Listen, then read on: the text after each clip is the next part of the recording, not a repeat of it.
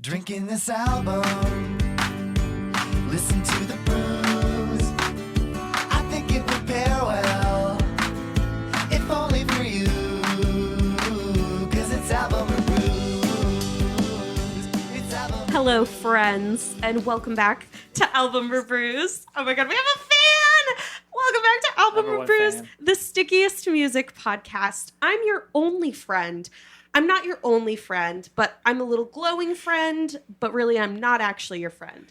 But I am. And I'm also the host of this podcast. My name is Sarah. I've actually got a little bird bath in my soul. They're like cleaning their wings and being cute and stuff. My name's Zach. Fun. Hello, I'm Ben. I play bass in Truth or Consequences, New Mexico, but that's nobody's business but the Turks. I'm Cora. I play guitar and sing in Truth or Consequences, New Mexico, and I'm making minimum wage. Yeah. That was perfect. Wow. Welcome. I know you play in Truth or Consequences, New Mexico, but you also play Truth or Consequences, New Mexico in Chicago, Illinois, correct? Yes. None of us are from New Mexico. We just thought it was a fun name. I love it. Yeah. Was it just like, I remember seeing it on like a BuzzFeed list of like 20 crazy town names. Yeah. Yeah. Was it kind of we, that? We wanted to go with a kind of like silly, band name, and we couldn't decide on anything at all when we were waffling for like months on what to name our band. And we eventually came to the conclusion, okay, we want a silly town name. And so we just went on like the Wikipedia list for just silly town names in America and just went through it until we found the longest and most annoying Hell one yeah. to see what venues would have to do when they had to type our name. Will they abbreviate? Will they Truth or change the console font and and- make it and- really and- small? Yeah. Has anyone like done something wild on like a poster or abbreviated you or anything like that? Or have they really like done their due diligence to jam you in there? I feel like usually we get the small font, but sometimes people will cut off and just do like Truth or Consequences NM, like they gave up. We get a lot of misspellings though. Consequences is a hard word. Yeah, and I think Yeah. it's like so many letters that just statistically speaking, Sure. like, you're gonna get one wrong. 32, Yeah. Yeah, there's just It's like a lot. it's like an old tweet worth of a name. Right, right. There's more Right. syllables than anyone knows what to do with. It's interesting to see people get creative with the punctuation of it, too. Yeah. Like, it's punctuated different every Oh. time. Yeah. Sometimes Interesting. comma, sometimes no Yeah. comma. Canonically, there is no comma. You heard it here, Here, folks. Yeah, in case you were wondering. I didn't know it was a city. I thought maybe it was like a Truth or Dare, but like Truth or Ooh, Consequences. yeah. Ooh. If you want lore on the town name, I kinda because, do, yeah. So it is a real town in New Mexico. It is named after a radio program called Truth or Consequences. They held some sort of contest, and they were like, we will like support whatever town, like monetarily, whatever town will change their name to Truth or Consequences. So it used to be Hot Springs, New Mexico, and then they were like, we want that radio bank, and they changed it, and it's like the county seat of a county. Like, it's a big deal. And now it's like a way cooler town. Yeah. Like And- you go in, everyone has a biker jacket. It's fucking sick. It's cooler because now there's a And band now it's a with the cool name. band name. Yeah. If you got, well, have you played there yet? No. When you play there, it's gonna be wild. We've talked about doing like a funny city name tour, Right. where we go to Oh, Truth that's or good. Consequences, New Mexico. We go to Medicine Hat, which I think is in somewhere in Canada. I think it's in Yeah. Saskatchewan. Santa Claus, Indiana. Right. Yeah. Hell, Michigan. All the cities with funny names. Earth, Texas. Earth, There's a lot of Texas. options. Yeah. I think that's very iconic. That's very Yeah. good. Zach, will you tell us more about this wonderful, wonderful band This on my wonderful- couch? This wonderful, wonderful band on Sarah's couch. It's a Chicago band. It's rock and roll, but there's a twang to it. What would you guys call it? That's always the hard question. Isn't it? When we first ever played a show, we called ourselves emo music for urban cowboys. But I think we just go with alt country, Alt Hell country. yeah. indie rock, twangy. Yeah, it's rock and roll, baby. That's all you need to know. It's rock and roll.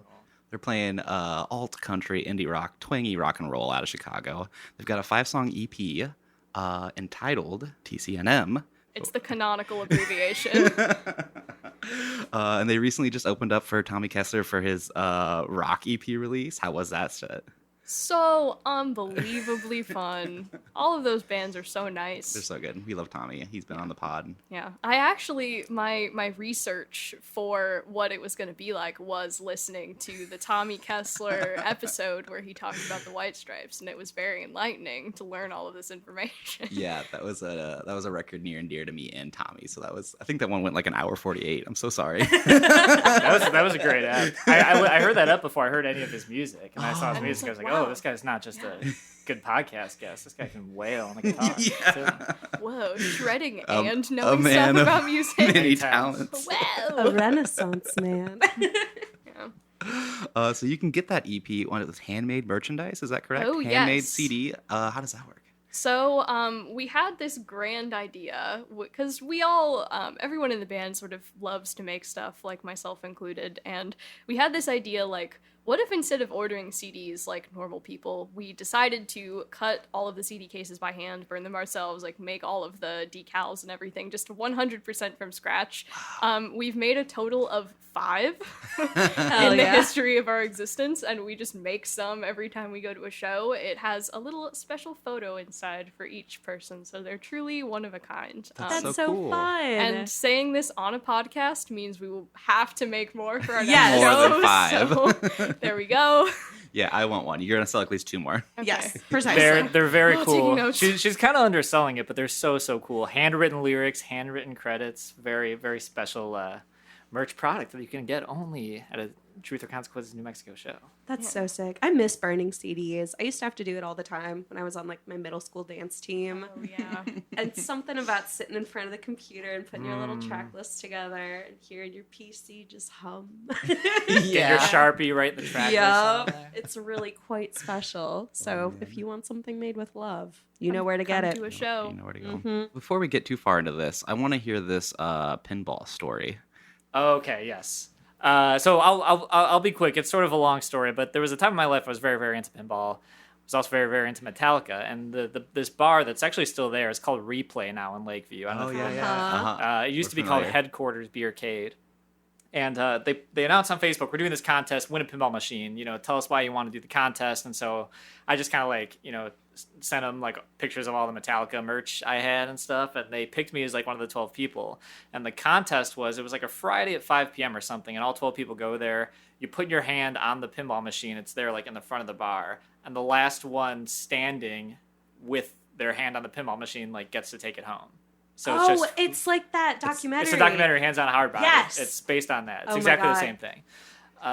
And so, it was interesting. They had us like as soon as we got there, they had us like sign employment contracts because they knew we were going to be there like overnight, and like I think like legally you can't be there It's like a after bar, hours they 'cause serve it's a bar. alcohol. and- If you're not an employee, so yeah, we signed like a 1-day employment Wow. contract. Wow, so you worked for Yeah, for Replay. Yeah. Put that on your resume. You Yeah. absolutely should.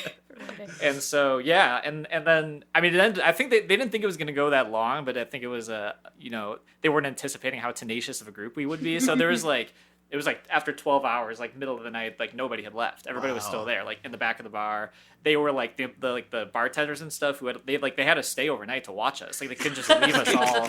And so they were like yelling at us and being mean to us, like to try to get it to end. They were just like, when is this gonna end?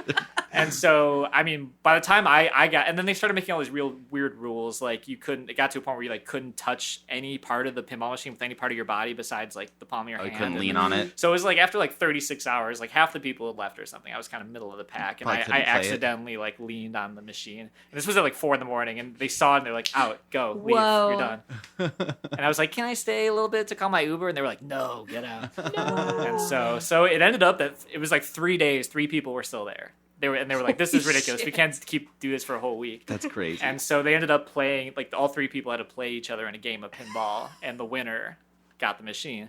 And the guy was pretty cool. He like worked at a bar, and he like donated the machine to the bar he worked at. So Hell yeah. a lot of people got to enjoy that pinball machine, even though I didn't. What a get it. selfless act. Yeah. Yeah. So that's Stayed in a fantastic stinky bar story. overnight. it was stinky. I remember, and it was so boring too. It was like you can't do anything. You're just standing. And I remember they they were like, okay, who wants to watch Wayne's World? Who wants to watch Boondock Saints? They're gonna put on a movie for us. And I was like, really Wayne's advocating World. for Wayne's World, and I lost, and I was really mad. It was kind of all downhill for me from there. Wow. I feel like pinball is a game that's just about being stubborn. So it seems like, why would they Right. expect that you would give up so quickly? Right. Like, the Right. whole point is that you keep trying, even when the odds are stacked And against you. Metallica is like all about being stubborn. So Yes, you would- exactly. Yeah, so it was a so. really interesting mix of people doing the contest. It was like half like pinball freaks, half like Metallica freaks. There was like a Sharks versus Jets kind of like, and they were like arranged opposite each other on the machine. So it was Yeah. kind of an Stare interesting down. little Yeah. like social experiment. That's So crazy. sick. I'm so glad we got to hear that. Yes, very Great much. story. And now you've Yeah. trained for the next time you really, really want a pinball machine. Yeah.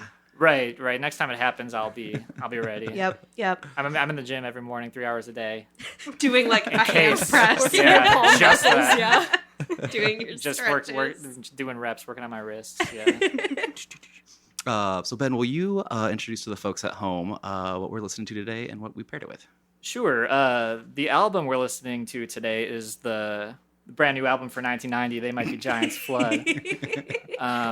And the pairing is a little potpourri of beers I picked up from my favorite brewery in my hometown of Munster, Indiana, called Three Floyds. And I went to Three Floyds and I just decided I was going to get the two beers whose names sounded the most like They Might Be Giants song titles. And so, we got their classic brew, Gumball Head. A nice American wheat ale, which that really sounds like a They Might Be Giants. I'm Absolutely. surprised if it's not already. Yeah, and if it That's isn't, coming they out. should. Yeah. Particle Man's Um, sidekick. Yes, Yeah. Particle Man and Gumball Head, the new adventures, I and read then that comic. the other one is called Speed Castle, and it's so named because there's right next door to the brewery. There's a what's called a Speed Castle, which for those not in the know is a speedway gas station with a White Castle inside of it. I've been assured multiple times that that's not an indication of the flavor. It does not taste like the beer does not taste like cheeseburgers or gasoline. Damn So, it. it's just a clever name. So those are the beers we're drinking today, and I think we're starting with Speed Castle. Let's try it. That's which right. is a pilsner. I was nervous that we'll let this clean one in. We gotta synchronize the clicks. There we go. I was nervous that's because it's from Indiana. Speed Castle might have meant something else. Oh no, not that kind of Hey, speed, not that kind I of was castle. like, we're gonna be up all night doing this podcast. Cheers, friends. Cheers. Oh, cheers. Doink. Oh yeah, I can't reach. There we go. Yum. Nice, light, drinkable. What's the sitcom where the girl's dating a guy and he's really boring, and like one of the things they show to like explain that he's boring is that he only drinks pilsners. I think it's How I Met Your Oh. Mother. No, it's not. No, I think it might it be New Seinfeld? Girl. That's what I was thinking. Is that Seinfeld was just Putty? named three Yeah. different. I Where think Putty's I boring totally because that's know a what Seinfeld. you're talking about. I also know exactly But I what feel you're talking I feel about. attacked by Oh, this no, episode. It's Brooklyn Nine-Nine. It's Brooklyn Nine-Nine! We did it. Yes. Oh my I'm like, no, god. pilsners are great. Don't make that guy boring for liking Right. pilsners. Yeah. You can be a Pillsman if you Yeah, want. It's yeah. okay. I mean, sometimes basic things are basic for a reason. It's because they're good and everybody likes them. Everyone Yeah. likes pilsners. Absolutely. It's like not too heavy. It's not too light. So yum. Yeah. Perfect Monday beer. So you told us a little off air that both of you are big fans of this record. Can you tell us a little bit why you picked it? Why They Might Be Giants' journey began very, very early in my life. So you know how like when you're 5, you only like a few things at a time? Like your brain is small and you just don't have the capacity to enjoy more than like 5 things. Very much. They Might Be Giants was one of the 5 things I enjoyed as a small child. I would make my parents play this album in the car while they were driving me to kindergarten Aw. quite often. So I have just a very deep emotional connection to a lot of this stuff where it's just like pure nostalgia. As a fledgling nerdy child, like this was just Candyland, especially with all of the like extremely visual lyrics. Because when you're 5, you're not paying attention to musical prowess. You're just like, ooh, fun story. So, there's something in there for everyone to enjoy. They've got like funny cartoon voices, a lot of it, right? You Exactly. probably ate that up. Yeah. It's like, whoa, his voice is so low. How did he do that? Oh could- my god. They sound so much like cartoons. We'll get into it, but they pit it to a cartoon. Yeah. Yeah. It was just meant to be. Yeah. Ben, how about you? I got into They Might Be Giants a little bit later. I was like a teen, and when I was probably like late middle school or like high school, and every night I would record Late Night with Conan O'Brien on my TiVo, which is a very elder millennial thing to do. Yeah. And I remember just the first time I ever saw him was on that show, and they were playing the song. It was I'm Impressed, and it was just like one of the most like captivating like live performances I'd ever seen. It's like John Linnell like wearing like kind of a wrinkled button-down tie. He's like really slouched over the piano, and I was just like, I thought it was really cool that he like didn't look like a rock star. You know, he looked like a He's just frumpled some They guy. just look like dudes. physics Yeah. teacher Yeah. vibe, and I was kind of like, I was like getting into this was around when I was like really getting into music, and it was kind of a moment of like, oh well, like I kind of thought that I'm kind of like a nerd. I can't be a rock star, but like this guy was like, oh, actually, it's not possible. It also just kind of adds like a new like dimension to like the performance of it if you're kind of like a non-traditional appearing like rock and roller. So Yeah. that was my first experience seeing him on TV. That's super cool. How about you, Sarah? We've talked about way back when, probably 3 years ago now, on this podcast, a CD that my mom purchased from me at none other than Target, which was a compilation CD of rock songs from the late 90s and early 2000s, specifically marketed to young girls.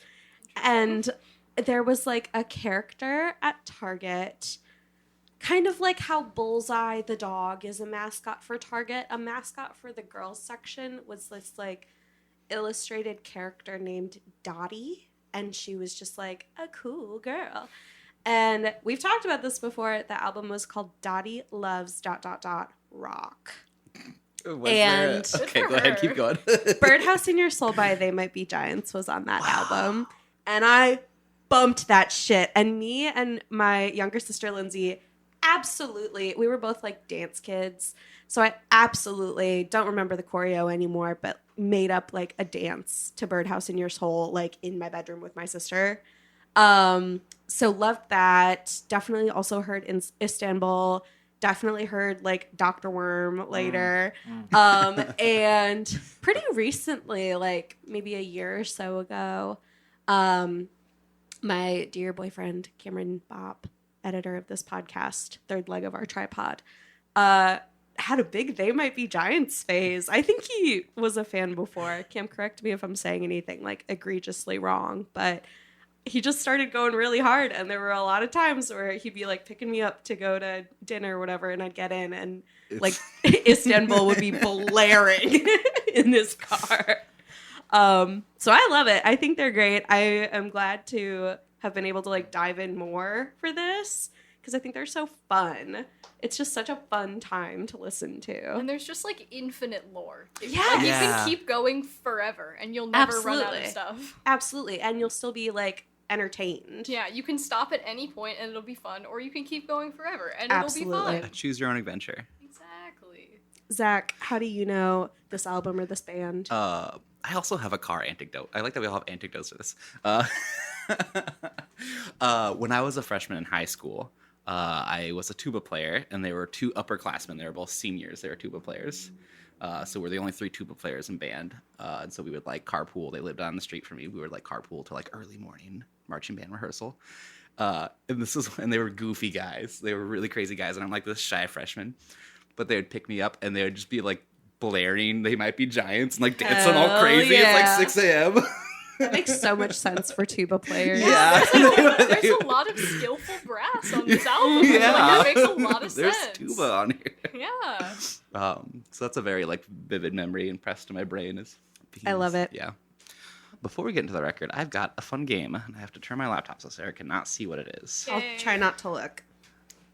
Speaking of car rides and journeys, I have found some giant objects. Some of them you might find on like a road trip.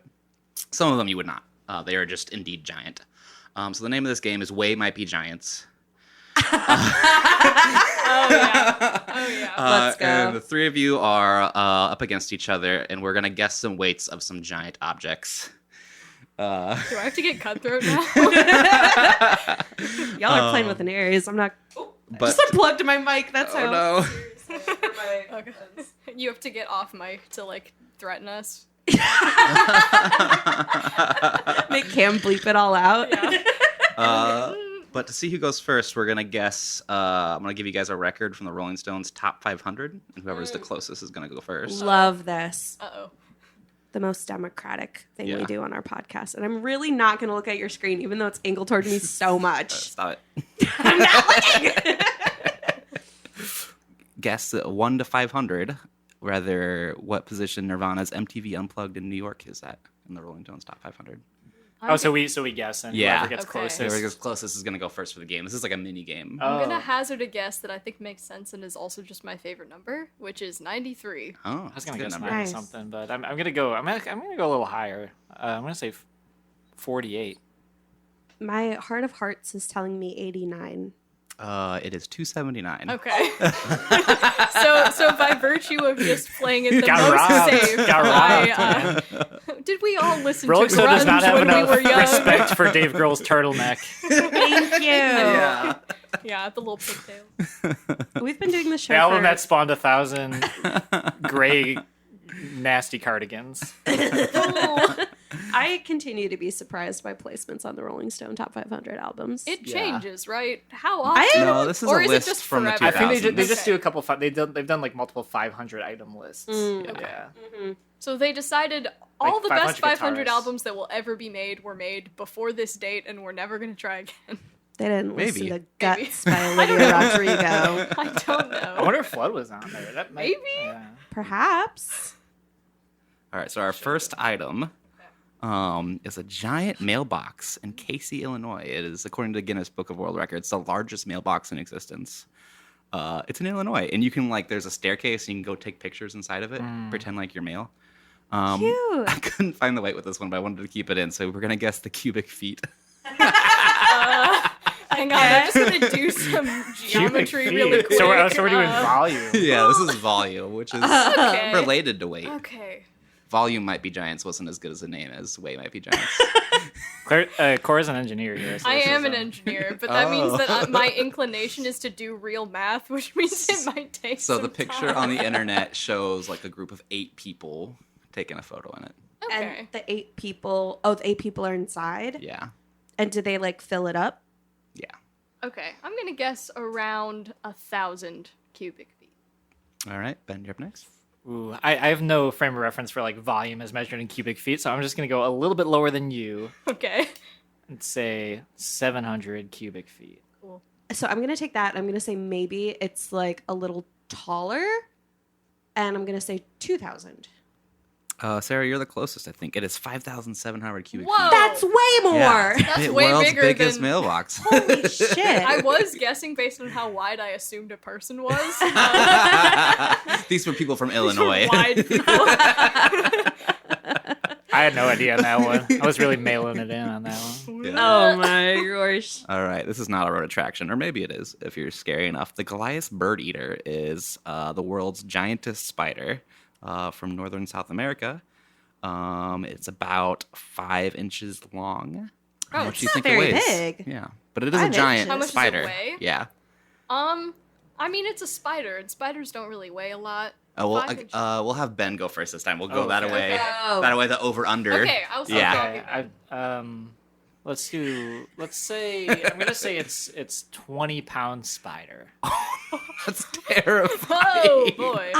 Well, if everybody else gets lower than that, too low, then It's like a prop spider from Home Depot. If it's only 5 inches, I'm gonna guess 3/4 of a pound. Okay. I don't think it's a very heavy spider. All right. I was thinking about a pound. I like round numbers. That's just how I like to estimate. A pound would be scary. It's actually pretty tiny. 0.38 pounds. Still so the too big for giantest me? spider. Yeah. Fun. Yeah. Really? I have Yeah. a fun fact about this spider that relates to my life. Actually, Okay. I've never Real? seen one. I've never Okay. seen one. I had a friend in middle school that was really terrified of bugs, and there was this kid that would try to make fun of her by talking about bugs all the time. And he mentioned the spider and was like, "Yeah, it eats birds," and it was Yeah. the worst moment ever for those. And I was like, "Oh yeah." So you said Goliath, and I was like, "Oh no, it's gonna be the spider." yeah. I thought a spider would be denser than that. Yeah. Bigger mass to volume. I guess, yeah. They got a I guess they scurry. are really wet. Their legs are nothing. Right. Yeah, they're just little. Should I give more facts about spiders? Do we have to move on? We got to keep the And listener's it's attention up. it's a very They Might Be Giants fan to do is like spend the whole time doing Talking spider about facts. Actually, I have a lot of facts about spiders. How about giant squids? I would love to talk about a giant squid. In 2007, the largest squid ever discovered washed up on shore is 59 feet in length. Sarah, how much do you think it weighed? That's a big dog. Way might be giant. 59 feet. I'm gonna put it at like 4 pounds per foot. I thought you were gonna say 4 pounds. I'm gonna put it at like 4 pounds per foot. I'm gonna say this is like a 240-pound big old squid. I think it's a big, big boy. All right. Sorry, how many feet long? 59. Not the funny number. Okay. Yeah. Damn it. It could be funny. If we make it fun. I don't know what that means. One person, like 5 kind of looks like you're sitting, so like that's what the one person does. And the other one's kind of like, I don't know why I'm trying to mime on a podcast. You can't see me. I think it's gonna be like 700. Okay. that's a big boy. Yeah, I think squids are dense too. Yeah. See, I feel like my frugal. Okay, I'm playing the game now instead You've of been trying to playing guess. very safe. So I feel like I don't think fish are gonna weigh that much because they gotta like traverse the water. Yeah. So I for just to cover my bases, I'm gonna go slightly less than you Uh-huh. and say 200 even. Jeopardy rules. Yeah. Jeopardy? Price is Right rules. Price is Right. Approximately a ton. I guess it's hard to weigh. Holy shit! I, You were right. I almost said a ton, and I was like, "There's no way." Which is That's 2,000. So who's closest then? wild. Yeah. Nice. Yeah, absolutely. This is the heaviest object ever directly weighed. It's the Resolving Service Structure, or RSS, which is NASA's machine that moves the rockets. Say it's the heaviest object ever weighed. Ever weighed with like a scale. I'm just gonna guess an obscenely large number. Because it's like, you know how some languages don't have words for numbers above a certain point where it's like Right. it's too big to comprehend. Where I Uh-huh. feel like it's like my brain can't go above a certain amount. I'm gonna guess like 500 tons. Okay. 500 tons in 1 pound. No. I'm playing the game here. I'm trying to win. I came here to win the game. I think it's 69,000 pounds. Oh no. Funny number. There it is. Wait, how many tons did you say? I said 500. I said 500 tons? I said Yeah. 500 tons in 1 pound. It's 2,423 tons. Oh. I should have gone Oh. obscenely larger. Holy shit. Damn. I don't know who guessed the highest. Technically I bad. think I bet by Holy one. shit. What about two for three? Wow. Okay. Wow. But they should have made it 69,000 pounds. I know, that would be so That'd been so much funnier. funny. All right. Because I just like to one up myself. This is a black hole called NGC 4889. It's 300 million light years from Earth. Ben, how much do you think it weighs? Do we have like a number on this? Yeah, How did they weigh My guess is space? incomprehensibly Yeah, what's large. Yeah. What's a megaton? Is that like 10 to the 6? I think so. My guess is if you guess, you will speak the true name of God and disintegrate. Yes. As soon as I say it, the FBI, we're gonna get knocked out for the FBI. How did you know? 100 megatons. What's a megaton? A million tons. So that's 100 100 million million tons. tons. I'm gonna say like, isn't an infinity is called a Google? I'm gonna I think say- that's 1 followed by 100 zeros. perfect. I think it's a Google tons. A Google tons. I don't know how big. We're gonna have to do unit conversion to figure out this, right? Again, They Might Be Giants. I'm gonna guess 100 megatons plus 1 pound. Is this the first episode where exponents have made an appearance? Absolutely, I actually it can't is. find a conversion on Google that doesn't have exponents. Fucking Christ. Big. Who guessed over 2 tons, right? You all guessed in the millions. Yes, over 2 tons. Okay. Yes, we're not knocked out. Who guessed the highest? I think Googleplex is the I think highest. Google is the highest. Oh but yeah, I guess so. I guess you got it. Yeah. It's I think we truly don't know. We would have Right. to actually do math to it's know. 21 Yeah. billion solar masses. I think I'm close. I I don't know much about space math. I think but- technically 100 million is closer to 1 billion than Google is. Oh. Oh, yeah. Oh, Yeah, no, that's I think definitely you're true. right. I Yeah. think you're right. Yeah, So then 100 million plus 1? I think so. that's what I think.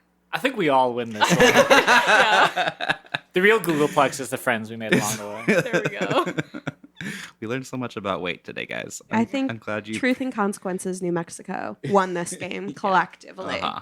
Congratulations. Congratulations. Our name weighs 1 billion pounds because of all the letters. I don't know. Is that And that's forced? canon. Yeah, that's canon. We're establishing Googleplex. facts right here, right now. TCNM, heavy duty rock and roll. Oh yeah. Let's do an icy break. Okay. Why is the world in love again? Why are we marching hand in hand? Why are the ocean levels rising up? It's a brand new record for 1990. There might be Giants' brand new album, Flood. That's just so nice. Like, I'm so ready for the record now.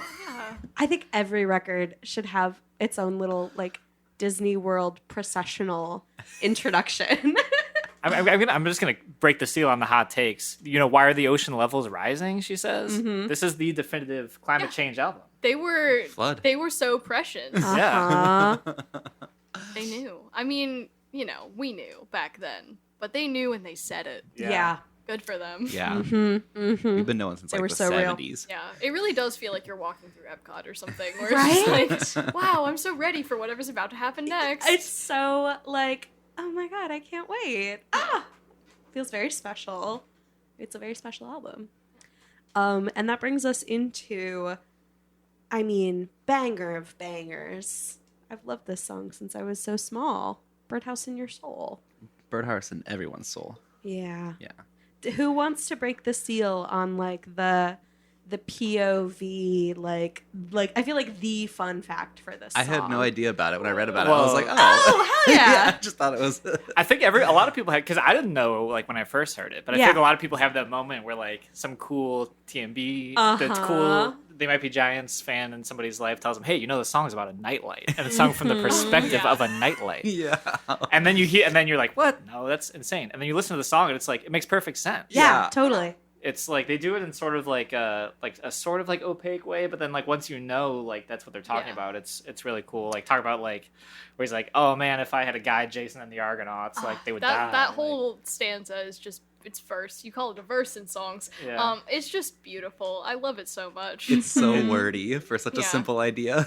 I know, and Yeah. it's also like kind of economical in like how it gets it across. Like Yeah, word is it's the like wrong it's word such for a it. weird like it's such a like weird out there like conceit for a song, but like Totally. they just nail it like pretty. I feel like they really hit 3 all their minutes. tropes like pretty well on this, and then you kind of Mhm. know what to expect for the rest of the album. Where it's like they reference like Longines Symphonet, which is like a very specific type of watch. They have like classical mythology allusions. It's like there's so much like the lyricism specifically is just so specific, and you really have to be in the know to know exactly what it's about.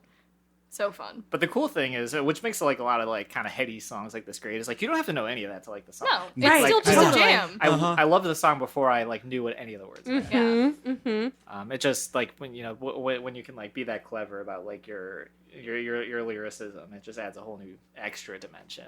When I was researching for this album, I saw that a majority of the time writing these songs, they're writing the melodies first and then trying to like shoehorn in or fit in the lyrics on top of that. And I feel like that really like adds to some of this really interesting like phrasing and delivery that we get. Yeah, all the weird this mouthfeel. and even in the rest of the album, where they're like, oh, I think I really want to say this thing, but I only wrote myself this long to get it in, so I'm just gonna da da da da da da da da.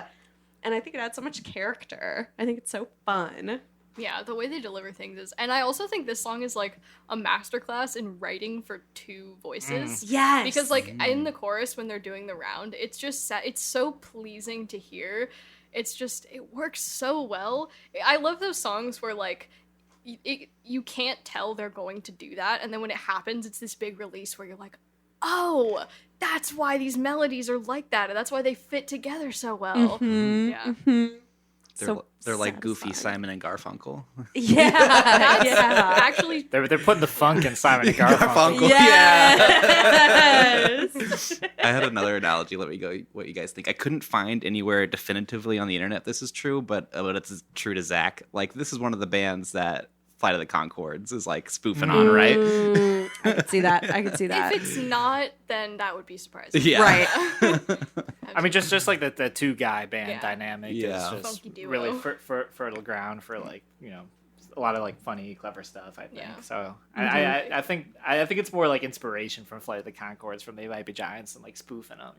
Oh yeah, spoofing would be the right word. I feel like the second or like the last chorus where they're doing the round. I Yes. feel like that just like I want to bask for a moment. Yes, just yes, in yes, the yes, yes. glorious layers of vocals and like how well it works. I think I'll talk about this like for other songs where it fits better, but I feel like his voice just sounds so nice with like twangy keyboards because he has this very Yes. nasally voice and it just works. It complements so well. Okay, I'm just gonna plunk us in and see where we land. Birdhouse in your soul. Not to put too fine a point on it. Say I'm the only bee in your bonnet. Make a little birdhouse in your soul. While you're at it, keep the light on inside the birdhouse in your soul. Not to put too fine a point on it. Say I'm the only bee in your bonnet. Make a little birdhouse in your soul. While you're at it, leave the nightlight on inside the birdhouse in your soul. Not to put too fine a point. Y'all, that's delicious. I'm just getting lost in it. Yes, right, right. I mean, it's still so amazing to me that it's just the two guys and like Yeah. with like a tape recorder, like in their apartment on tape, like was like, I mean that this album, that was kind of their first two. This one they did a little more in the studio. They had some like hired gun, like big time producers to do like the singles, but it was largely just them with like a tape recorder, with whatever instruments they had on hand and samples, and so it's just it's always just impressive to me. It's never ceased to be impressive just how expansive a sound they get with just the two guys. Absolutely. I saw also when they were recording this one. So like every band, there's a budget for the album, and we'll get into the rest of the songs. But 2/3 of the album's budget was used up on the production of 4 Yeah. of the 19 songs on this album. Little Birdhouse in Your guessing Soul game. being one of them. Yeah. I know them already. You know the other ones? I think I can guess. I know 2 for sure. Yeah, who are you feeling? One of them's my favorite song on here. That's Yeah, your clue. I'm guarantee your racist friend. Absolutely. Was one of the Yep. ones. Yeah. It was Your Racist Friend, Birdhouse, Constantinople, and I think We Want to Rock. There we go. You nailed Oh. it. Yep. Nice. Yep. It was a yep. big time like producer. I think he did like Elvis Costello and stuff, and they brought him in to do like the songs they thought were going to be big hits. Unfortunately, we it's a travesty that We Want to Rock wasn't a huge hit, but Yeah. I mean, it's a huge hit in our souls. yeah. Yeah. In the birdhouse in your soul. In the birdhouses in our souls. Yeah, so they got these guys to beef up the sound and stuff, but it's, I mean, the heart and soul of the album is like just the two guys. Oh, which totally, is, totally. which is very impressive to me. Especially like Flansburgh didn't learn how to play guitar until he was like in high school, and even then he only like learned because his friend gave him a guitar with 3 strings, and he like never put the other strings on it. There He's we like, go. you can play power chords with 3 strings. Yeah. So, There we like, go. Yeah, that's you'd how be we learned right. That's music. rock and roll, baby. As a bass player, you don't even. Yeah, you only need 4. There you go. Yeah. There we go.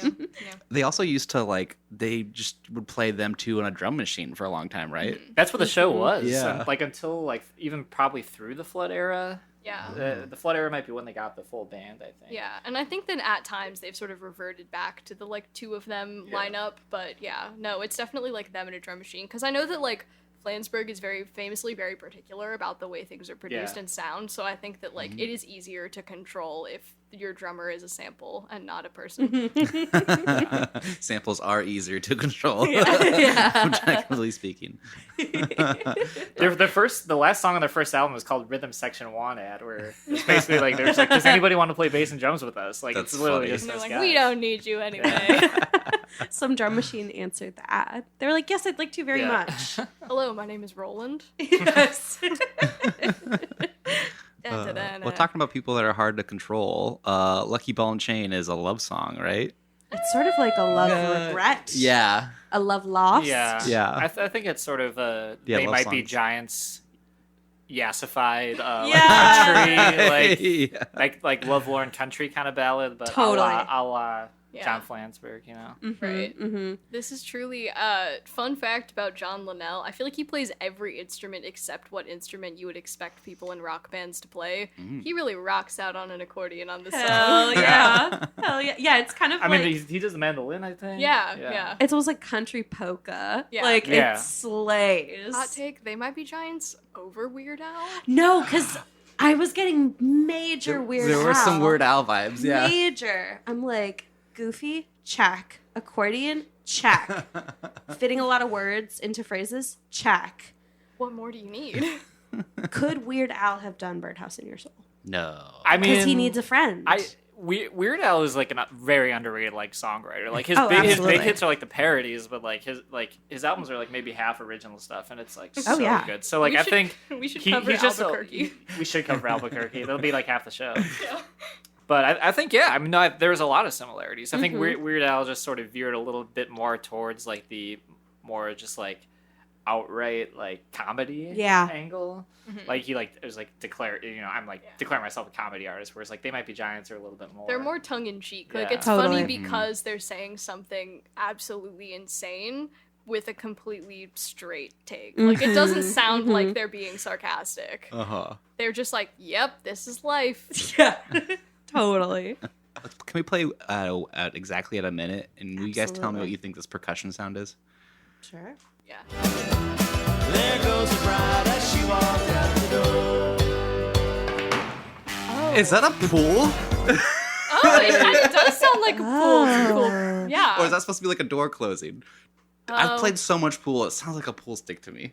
Oh, like a- like you're hitting the ball. I feel like for the lore, like it's probably supposed to be a door because Yeah, she's that like, would thematically "See fit you with the later. song. I'm gone. It's- I hate you." Yeah. And I'm shutting the door behind me. I could totally see them going though some like weird roundabout way of Yeah. sampling something super random and being like, "This is a door." Wink. And then, Yeah. yeah, there's like a couple other weird sounds later on. It's like how Yeah. the Law and Order sound is supposed to sound like jail doors, but it's like a gazillion random sounds, like monks. What's its own and- like now? It's its own like sweet Yeah, generous sound. right. Everybody It's recognizes like there's a lot of like, yeah, this is a. But I think it's fun. Wink. I don't know. I mean, they sampled a lot of like they like kind of like a lot of like Foley stage style like Yeah. sounds Yeah. like stuff like the towel whipping and We'll so get to it later, but there's like sync samples in the Sync- song later. Yeah. Yes, I think that's a door closing, but I'm not Okay. entirely sure.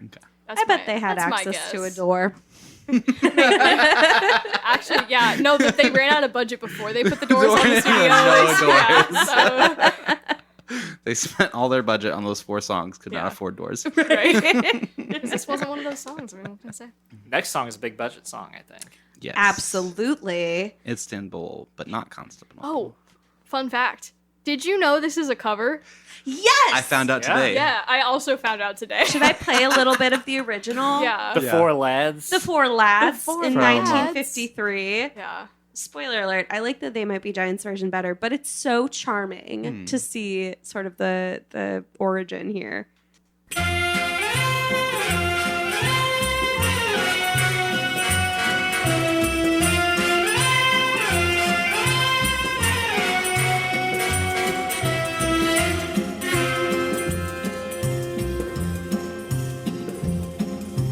Istanbul was Constantinople, now it's Istanbul, not Constantinople. That's nice. Been a It's long swingy. time It's so swingy. ago, still it's Turkish delight on is a a good- moonlit oh, night. man.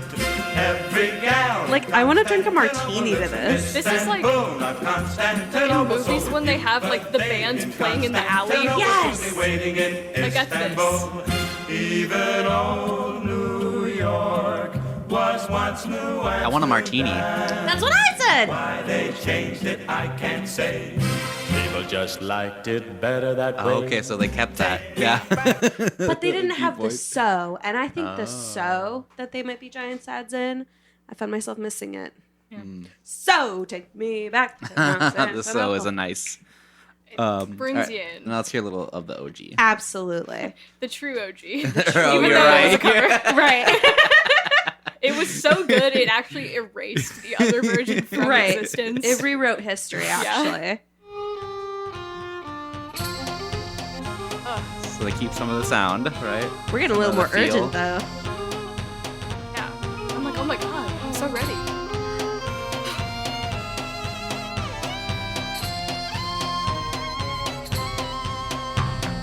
Istanbul was Constantinople, now it's Istanbul, not Constantinople. Been a long time gone, Constantinople, now it's Turkish delight on a moonlit night. Every gal in Constantinople lives in Istanbul, not Constantinople. So if you've a date in Constantinople, she'll be waiting in Istanbul. Even old New York was once New Amsterdam. Why they changed it, I can't say. People just liked it better that way. So take me back to Oh, that low Constantinople. voice. Yeah, it's fun. So I feel like, good. yeah, I feel like if the other one was like, the band like calmly playing in an alley, this is like you're being chased through the streets Yes, of Paris, and it's like absolutely. Assassin's Creed style, like doing parkour. On You have to like all run through a buildings. fish Yeah. market and Right. like jump Duck over under something. produce and yeah. Turn over a shelf in front of your people chasing you. Yeah, exactly. Absolutely. I just love how much they camp it up and like take all the like the guy kind of had like that like, sort of do like Yeah. almost baseline-y delivery. For people just liked it better that way, and they took that and they were like, boom, I'm gonna drop it even deeper. I'm gonna make it even more fun. Like they just kind of leveled it up. Yeah. They live. Part of what I love about Istanbul is that it's like, I mean, it would be so easy for a band to be like, oh, isn't this funny? Isn't this ironic? We're doing this like novelty song from like late 40s, early 50s or whatever. But like, there's no trace of irony. It's like very like authentic, loving, like faithful, like to the original song. Which is kind of refreshing because I feel like maybe like early 2000s, late 2000s ish, there was like this big trend of like indie rock bands like ironically covering rap songs, and it was just like so. It's like, dude, you think you're so good that like you're so above this rap song that it's funny that you're covering it. Like It's like no.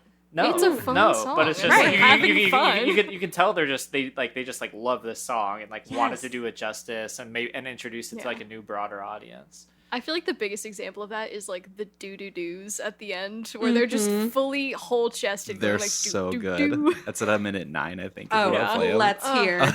They're just like, yeah, of course. Yeah. Why would we do anything else? This is a doo-wop song. Yeah. You must do, and you must wop. You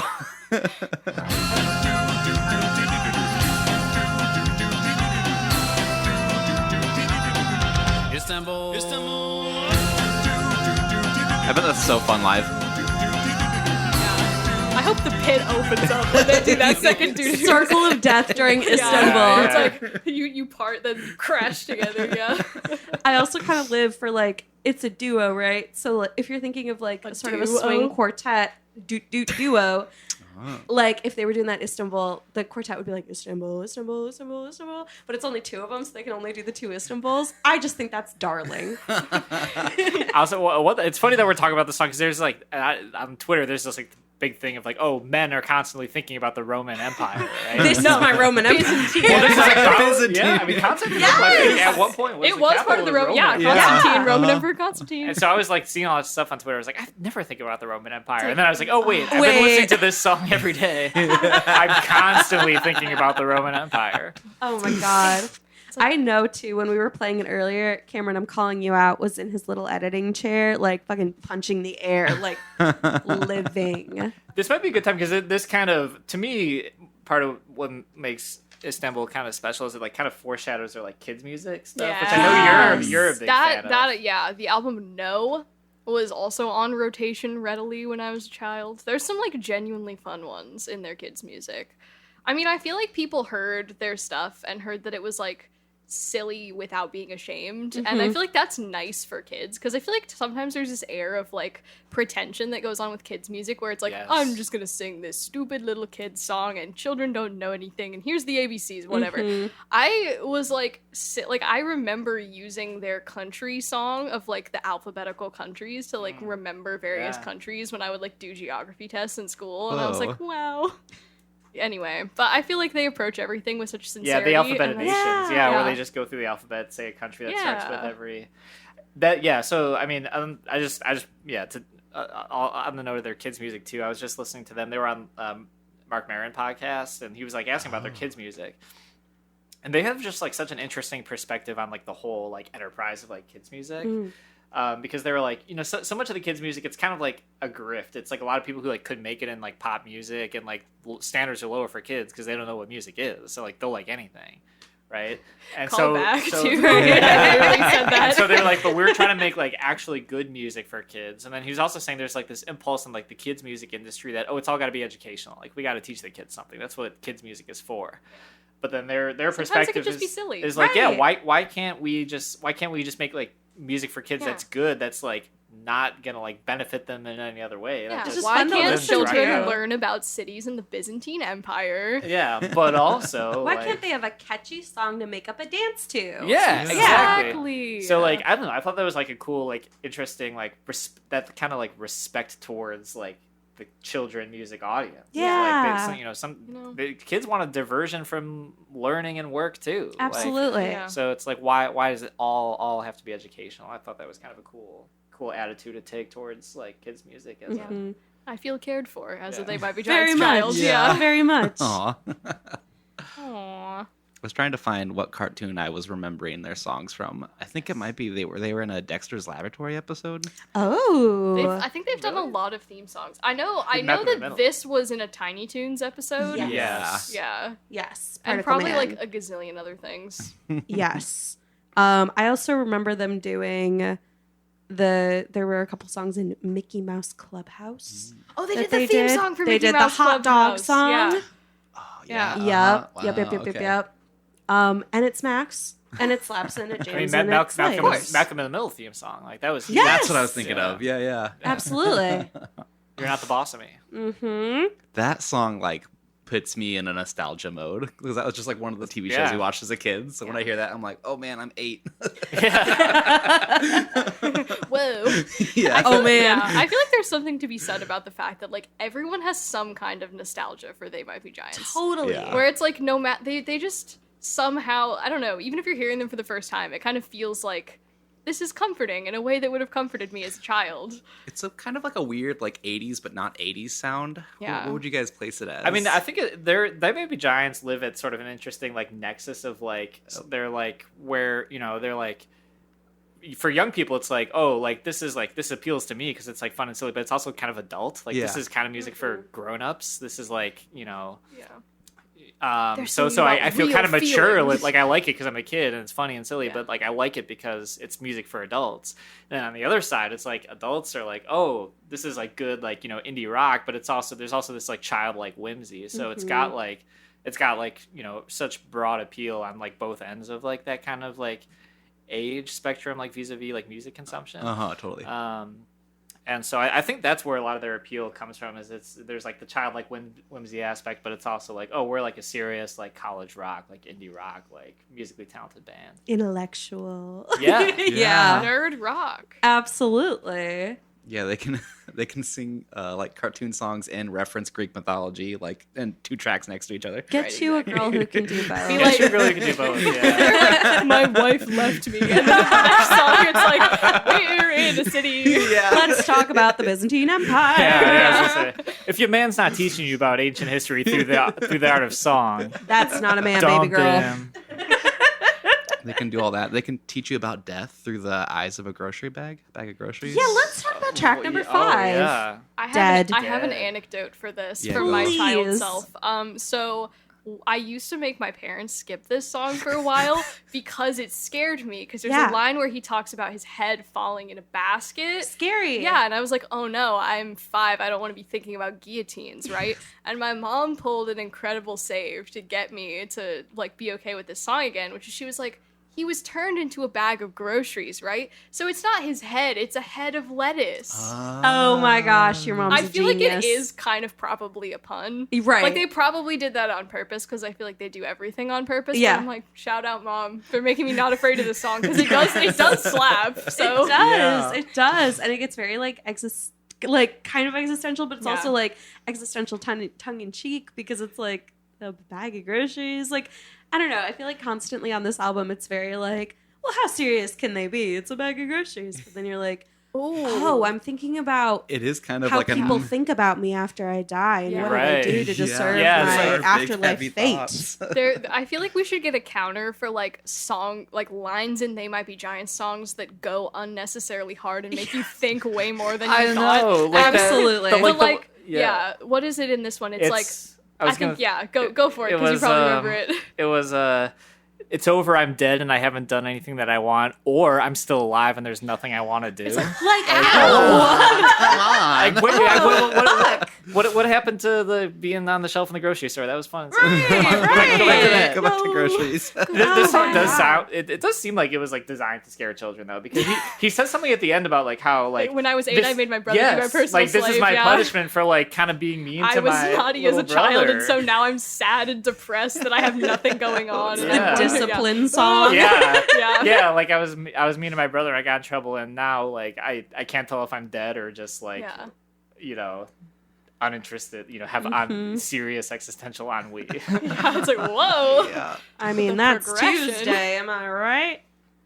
Yeah, beautiful song. Yes, Beautiful song. very And also much. a great like John's like vocal intertwining Ugh. song. Yeah. Because it's just like the piano as the backing, or Yeah. maybe a harpsichord. I don't know. It's some sort of synthy thing going on. And like the so I want us it that part. Oh man. yeah, it's so good, so good. I want to play it. Play it. Torches as my head fell in the basket, and was everybody dancing on the casket. Now it's over, I'm dead, and I haven't done anything that I want. Or I'm still alive, and there's nothing I want to do. Oh man. Yikes! Do you think he wrote some of these lines at the grocery store and then tied it into the thought of? I have this image in my head now of like John Linnell walking through an aisle at a grocery store and like seeing an out of date like bottle of milk and just staring for just- 45 seconds like, oh Just feeling god. It's like nothing I want to do. I'm at the grocery store because that is like a bad time to exist. Yeah. Like doing your groceries. Especially if you're already sad, you're like, wow, I have to pay Oh. to keep myself alive. Great, Oh, okay. If I'm Right. already sad, the only torture. way to put Yeah. myself deeper in Yeah. the pit is to go Yeah. to Target. I was just gonna say, hell is a target when you're already Yes. stressed out. I will actually start crying. Yeah. I'll be like looking at trail mix and I'll be like, oh, actually, Why am I I here? need to cry right now. Why am I alive? Yes. Why is it? life all almonds and no M&Ms? Right. I'll be like, oh, I'm actually the saddest person in this Target right now. And guess what? Everyone else thinks Everyone that. thinks the same. Yes. Yeah. There needs to be like a case study. Emotions It's like in that Target. phenomenon about like, I forget what the actual like name for this phenomenon is, but like when you walk into a Barnes and Noble and you need to poop, it's like, why when you walk into a Target are you even more depressed than you were I think when it's you the lighting. There's like never windows in a Target. Right, Yeah. right. You get to the back and you're like, I'm surrounded by mops and my own tears. Yes. Yes. Mop right over Convenient, there. actually. Yeah. You're like, well, at least there's paper towels here. Twice the absorbency. And then you go buy a $35 Rolling Stones shirt and you feel good. Yeah. We're back to talking We're about Target. fucking back. That's the only good part for a man in the Target is the band is shirts. the graphic T-shirt section. My girlfriend will spend hours at Target. I'm like, this is a good shirt. Low key, really cool band shirts for a big corporate behemoth chain store. Yeah. Whoever's designing their stuff. Speaking of going to the bathroom in public places, I'm gonna take a bathroom break. I think Do it's a it. good time to do that. BRB. So bringing us back with kind of a serious one. A pretty, I don't know if I would call it political. I mean, touch. they say the word politics. Right. So, sure. but just like a pretty serious instance, which is a bummer to experience when you're at a party and there's a racist person around. Yeah, I mean, it's unfortunate, but I feel like a lot of people have experienced being at a party and you're talking to like a friend of a friend of a friend, and you're both just like nursing your drinks in the kitchen, waiting for someone to like heat up pizza rolls or whatever. And this guy that you're talking to does not have good takes. In fact, perhaps may have some racist, misogynistic, homophobic, etc. takes, which we do not love. So it was kind of fun to have a song that, I don't know, sort of recounts that experience. Because it's not fun. I think that this song goes the hardest. It goes so Yeah. That's all hard. I'm gonna say. I feel like we could talk about like various moments in order of just like how awesome they are. Just like a play-by-play. Yeah. Yeah. I mean, I think just overall, I mean, if this song came out today, it would be like, and this is a 33-year-old song, but if it came out today, even it would be seen as like really like interesting, like kind of trenchant, like social commentary. 'Cause Totally. it's like, yeah, you're saying it's like even now, like we all have this experience that you were just saying, and like, I mean, it's so pointed and so specific, and like just him saying, "I know politics for you." It's like that's what all these guys say. It's like, oh, I don't care about politics, right? It's like so real. Yeah. And there's even that moment later in the song where the guy who's being racist was like, sorry, man, I'm drunk. Like, I don't even fucking know what I'm saying. And it's like, Right. well, Yeah, it's like Yeah. we've all Mama. been in this. It's like a weirdly like very it's specific, but also like very universal like Yeah. song topic. And- Since we're talking about lyrics, I feel like I have to say the most badass line on this album is in the song, which is "You can't shake the devil's hand and say you're only kidding." yeah. goes Yeah. hard. It's Talk bars. that good. talk, John. It's Yeah. like you hear that So and you just good. want to go like, yes! Yeah, yeah. Ah! Ugh, Yeah. The vitriol. Can we play the part in the middle where there's a ridiculously crunchy guitar solo immediately Yes. followed by a saxophone solo? Absolutely. Because I think that just Followed encapsulates... right by the chorus again, which just like nothing ever happened. Yeah. it's like 118 maybe Yeah. a little before. I think Oh, that bless you. encapsulates the energy of They Might Be Giants better than anything else ever. Right, right. It's like a That guitar tone, I want to figure out how they did it. It is so good. It's so crunchy. Also, like just when he's playing the notes is like really dissonant and stuff, Yeah. and it's cool. It's very perfect. Let's get into it.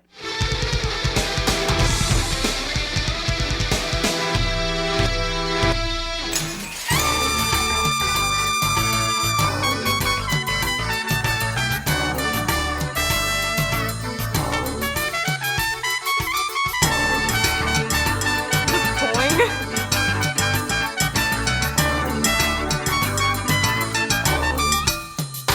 This is where the party ends. I can't stand here. The bass is so good in this song too. Crazy. Yeah. Your racist friend. Yeah, like, I feel like They Might Be Giants at times are very, like, chameleon. They're like, oh, let's just make a song that sounds like this. And this one kind of gives me, like, 90s, like, Will Smith. Yeah, I'm yeah, Will yeah. Smith, and I'm here to say, like, very Fresh Prince type beat. I hate racism. Yay! And then it goes Yeah. into, like, this rainforest cafe ass, like, bone, like, salsa saxophone I think solo. there's like a glass breaking in there too. Yeah, It's like, like- I'm drunk. I don't know what I'm saying. It's crazy. Like, they're just making all these wild choices, and I live.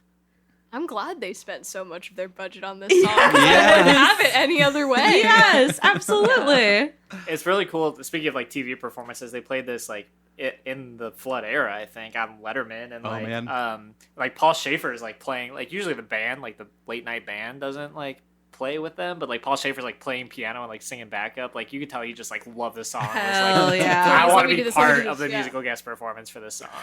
Hell Very cool yes. stuff. Yeah, if you get the chance to play a song with They Might Be Giants, like you gotta Especially if it's take your it. racist friend. Yeah. I mean, Right, right. If it's a banger of a tune with like also a very good message, right?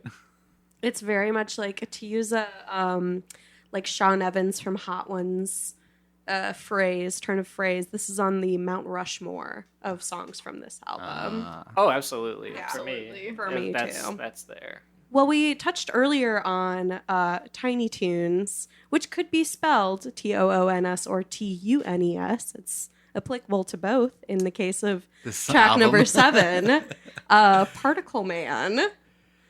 guys, what are we doing here? This There's song's something so wild. funny about going on like a journey through your racist friend where it's like hardcore and like you're thinking about all these like heavy political, and then he's just like, there's a guy, and he's And then there's a bigger guy. and then there's a really small guy, and then there's a guy who's sad. There's a guy who lives in the trash. Like, Yeah, just super quick vibe change. yeah.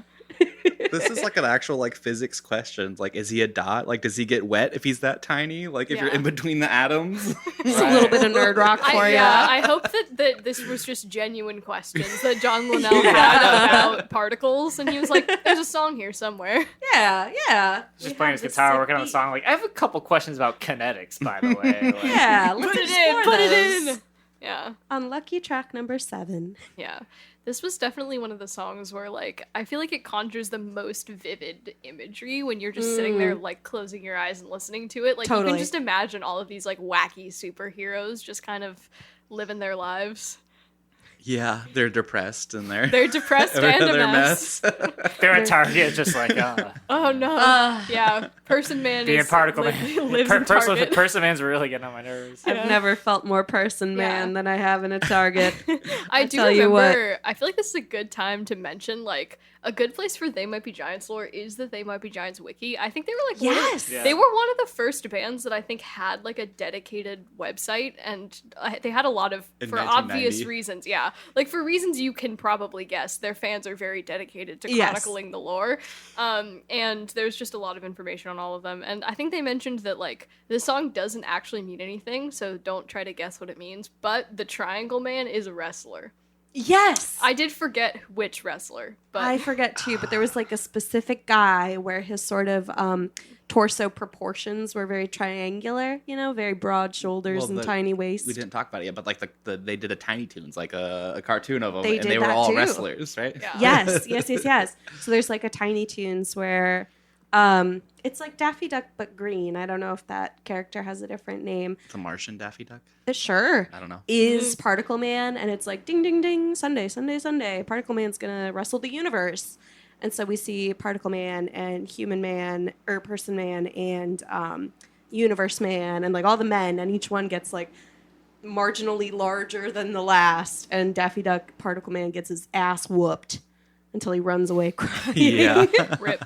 Rip. They were, I think part of what got them where they got was they were like early on, like very compared to other bands, like one of the like tech savviest, like they were the first band to be like, hey, give us your emails, fans, and we'll do like a newsletter zine thing on the internet. Like bands like weren't doing that, and they did a thing called Dial a Song where they would be like.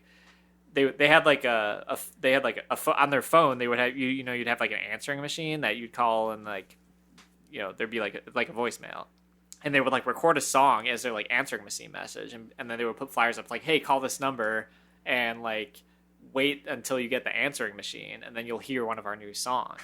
That's fun. That's Yeah. so cool. Yeah. I would have been so all fun. about that. So it in was the like, 90s. it wasn't like now where like there's band posters that have like their Instagram and Spotify and Bandcamp, but like then they were like, here, call this number and listen to our songs. Like, Yeah. Also- you could. There's no other way to do that. Also, then. music was so limited. You could only Yeah. listen to like the radio and what you had bought. There wasn't Right. every song there, ever. There was no. Yeah. There was zero avenue for like, hey, do you want to hear the song? You can hear it right now. Yeah. They Might Be And Giants predicted They the figured out how to smartphone. do it. Yeah.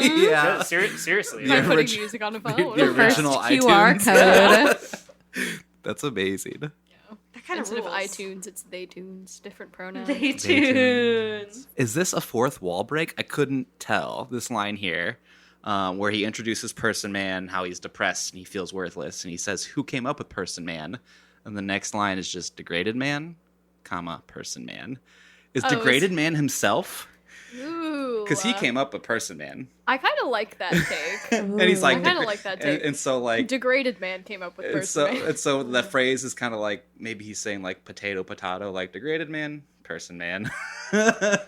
Yeah, Person Man did really seem the most pathetic of the bunch. Yeah. Like we have all these sort of feats of physics and biochemistry, and then we just have like a guy. Lives in a trash can. Yeah. A man who cannot get wet. Right. His power is his humanity. Yes. Aw. His power is depression. But everyone hates Person Man, which is so Including sad. himself. Including himself. Wow, it's the one thing they can all agree on. But it is a great nonsense song that you can like I'm doing right now, putting meaning that maybe was never there but could Yeah. be. Totally. It's one of those things where it's like, it's fun to do. I feel like it only becomes an issue if you're like, it means this, and you Right. should think this or else. Because I feel like that's antithetical to the message, you know? They're just like, it's fun. Take out the meaning what you want it to mean. Have fun with it. We'll tell you this much, but the rest, Yeah. girl, just There's live a with wrestler, it. discover what a universe hand is. Yeah, exactly.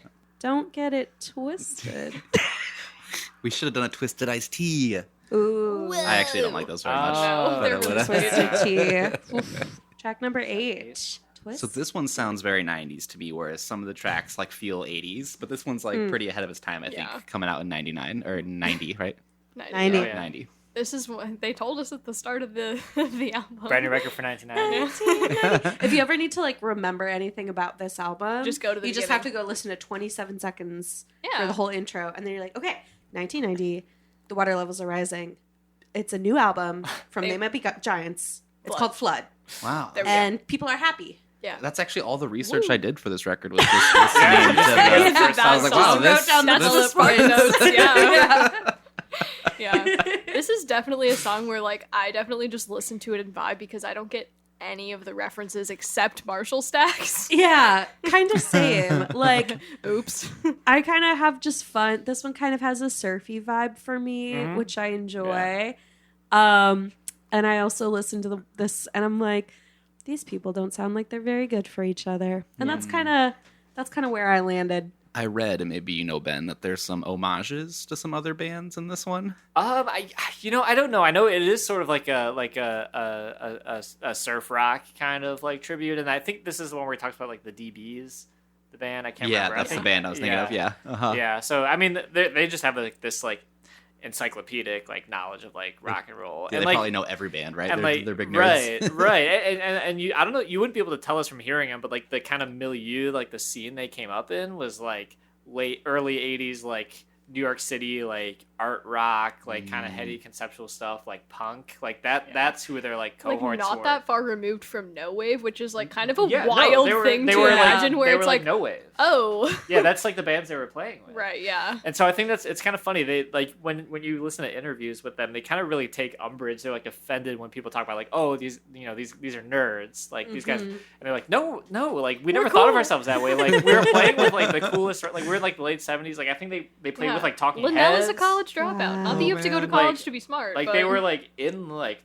the scene where like all the cool bands were. Yeah. So I think they got kind of pissed off, or like when Flood came out, they would like open Spin Magazine or whatever, be like, "Oh, cool, 5-star review for our album," and then let's see what it says, and then the first line is like, "Can you believe that such awesome music was made by these like loser nerd These like dweeby these pencil guys who are pushing so pocket not square. cool?" And it's But like they they were just like hey. weren't pitting on yeah. a persona or whatever, right? I mean, 'Cause I that's- guess compared to like hair metal, they're Right. like absolutely. Yeah. Right. I mean, not that's kind of anything, the other yeah. like nuance here is like think about like 1990. It's like sort of the twilight of like the hair metal kind of stuff and like pre-grunge. yeah, so it's it's like before Gene Rock, The right? world was yeah, ready and for so Flood. it was like what is rock and roll? It was kind of like a identity crisis moment for like rock and roll. It was like what is it? And then so I think Flood was kind of like, well, maybe it's this, you know. Yeah. So it was kind of interesting time in rock for this to came out. And I think that's kind of part of like how like such a weird album got so much play, so much resources behind it, like major label, that kind of thing. Yeah, and I know that like this is something we'll probably notice as we go further because it gets weirder as it goes on. But they definitely were trying very hard to stay weird with this album because it was like their first album signed to a major Yeah. label. So I feel like it's like there's a whole bunch of stuff that they did where it's like we made them do this because we wanted to show, or like this is about the label because we wanted to prove that we were still the same weird band that we always were. So Because the '90s, there was still kind of like a don't sell out type of vibe, right? Yeah. Oh, yeah. Totally. I think their fans were actually like furious that they were signed to. Oh, it. yeah. Like I remember, I mean not I remember. I was not alive. I remember reading about this on the internet. But yeah, there was quite a kerfuffle. That's crazy. Well, I think they did a good job, commercial success and still staying weird. I think. True. They, True. I mean, I think Yeah. it's still. I mean, you can argue like sometimes I like Lincoln, sometimes I like the self-titled more, but like this is like the classic. Like this Totally. is this is Classic. the They Might Be Giants album. Yeah. Babies first. We'll come back and talk about Lincoln some other time. Oh yeah, we love Lincoln, folks. Anytime. So we're talking about 90s rock, but who we want to rock also. We want a rock. want to rock! I would love a rock. Rocks are so Who great. doesn't want to rock to wind Yeah. up? Were either of you like rock collecting kids? Absolutely. I was too. I I put still them in a collect paper rocks. bag. Little Yeah. Chicagoland reference. I would regularly go to Dave's Down to Earth rock shop when I was a child. Get some rocks. Sounds like a great place to Yep. buy rocks. I want to go Dave's there Down right to Earth now. rock shop. Well, if I'm Yeah. going to buy rocks from someone, I don't want it to be someone who's like pretentious. No. Do you guys have any of your rocks still right now? Somewhere. Somewhere. Can I tell you guys about my rocks? Please. I've got, you know about this rock. It's an amethyst, but when you shine a laser through it, it creates TV static fuzz. Yeah. Oh, Yeah, it's Ooh. crazy. And then How I've do got. they do that? Yeah, Does it just happen? It's because of the crystalline structure of the atoms. When the laser hits it, it creates like a pattern because all the That's atoms are so. crazy. And then my other good rock is a perfectly like smooth circle rock that I found in the mountains in Colorado. Because like millions of years ago, it used to be a big lake. You know? I feel like if you just find an orb in the mountains, that's like, wow, I'm the chosen one. Totally. Like, okay, like, where are my magic powers now? Yeah, the water of the lake that was here 10 million years ago made this rock round, so I kept it. If you get rid of that, you will be cursed. Probably. You've invited a spirit into your life. Yeah. I hope so, or I hope not. Either way, maybe they're nice. Yeah. Would you tie a string around that rock and wave it around? Well, the nice thing about that rock is I didn't have to participate in capitalism for it. Yeah. I was just existing. Wah, wah. I think this song's kind of about No capitalism. ethical rock collecting under capitalism. Sorry, Dave's cool rock shop. This is one of the ones where I was like, oh my god, I have to write down whenever I figure out one of their like inscrutable metaphors. Hammer on my piglet, he's breaking open a piggy bank Oh To my go- god. I didn't get to that. go buy his prosthetic forehead to wear on his real head. It's that simple. I don't know why people. Come on. Yeah. What is the- Have what you, is- haven't we all wanted What this? is the forehead a metaphor Who's for? amongst us? I mean, I guess Hammer. I just kind of imagined it as like a construction helmet, but it was like skin toned, so that Yeah. it looked like it was just your head. I So was- you could be safe and fashionable. I read something on Genius, I think, that it was something like they did in sumo wrestling. It's somehow like a prosthetic forehead gave you like a competitive advantage. Like I don't know how. Oh. Ooh, okay. Yeah, Maybe but it's like I you don't can know. headbutt. I don't know what the rock harder. thing is. Like my first instinct when I first heard it, which I don't know if it's real, is like, like I Want to Rock by Twisted Sister. This was like a huge Oh, song. yeah. So it's like, what if we did I Want to rock, but I want a rock They to were wind like, a piece how of do you- string around. Which is like in reference to Whoa. jewelry. yeah, And- I guess so. Yeah. That does make sense. Oh, that makes a lot more sense than what I was thinking. Because I was totally thinking like you just have a rock on a string and you're Yeah, just you like just play it. hitting a kid with it, like or like swinging it around on the playground. that was a question. I don't I actually feel like know. there's a lot of like ways to interpret it, and they're probably Yeah. all right. Yeah. I always imagined that it was like it's stupid intentionally, where it's like you're going along with it because you think you should, because that's what's cool or like what shows that you have status, and it could Totally. be as dumb as like winding a string around a rock. Yeah. Yeah. wearing Where a it's prosthetic like forehead. yeah. Everyone's doing it. It's the latest. It reminds me very much. I don't know if any of y'all, when you were kiddos, were like Phineas and Ferb enjoyers. Absolutely. But there was a storyline about this marketing company who was like, "Oh my god, what's the next big toy?" And they decided it was just going to be a brick, and they were going to market just a brick to children. yeah. So that was sort of the vibe I got from this. Was like, I don't know, buy stupid shit. Everyone wants it. Yeah. It's Yeah. like the Cool. same. Well, the 90s was like during the height of the pet rock craze, right? Yeah. Yeah, So maybe totally. it's like that kind of concept where it's like, just go get a rock, you stupid child. Right, Like, you fool. Yeah. Give us Yeah. your coin. And we're coming like off the 80s, like mall mania and like catalogs and Yeah. credit cards. And it's and... like, I just want to rock. Yeah. I See, I don't know. rock. I don't know if anybody. No, but I don't think they've ever said explicitly like what any of this song means. No. or, Right. Like, probably won't, but it's like part of what I like about it is it's not just like randomness. It doesn't feel like it's just like randomness for randomness sake. Like when Yeah. they sing about this like weird, freaky, inscrutable stuff, it feels like it means Yeah. something. Like Yeah. it feels like it's like an inside joke between them. Like some of this weird, crazy, weird lyrics. And to I me, feel like that's kind of one of the hallmarks of like listening to They Might Be Giants is like it feels like you're being let in on like the intimate details of this very close Yeah. like relationship and like their inside jokes and stuff. Yeah, and I feel like part of the fun is like about talking about this music is like, oh, you get to like discuss with people what it means. Yeah. And then you have like this point of connection about like, does the rock mean this? And, Yeah, right.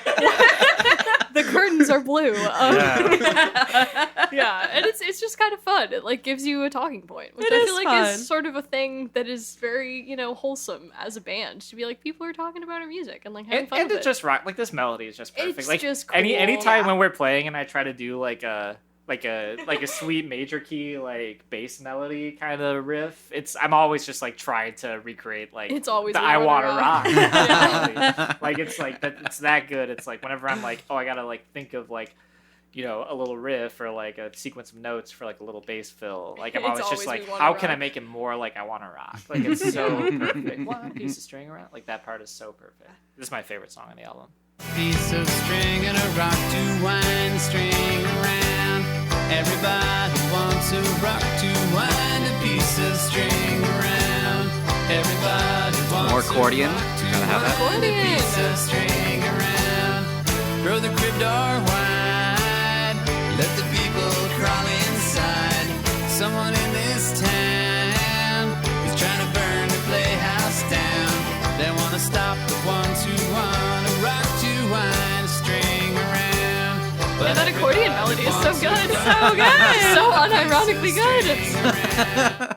I want to rock to wind a piece of string around. Yeah. So that does it for the A side of this album. If we had an LP in front of us, we would flip the record over. This is also about Oh man, where that my should commute... have been side B. Oh yeah. Track 1. Yeah. I love Someone Keeps Moving My Chair. But Right. Mm-hmm. This is about where my commute ended when I was like Yeah. driving to. So this is like where the deep personal connection like wanes a little bit. Uh-huh. There's some in there where I was like, oh yeah.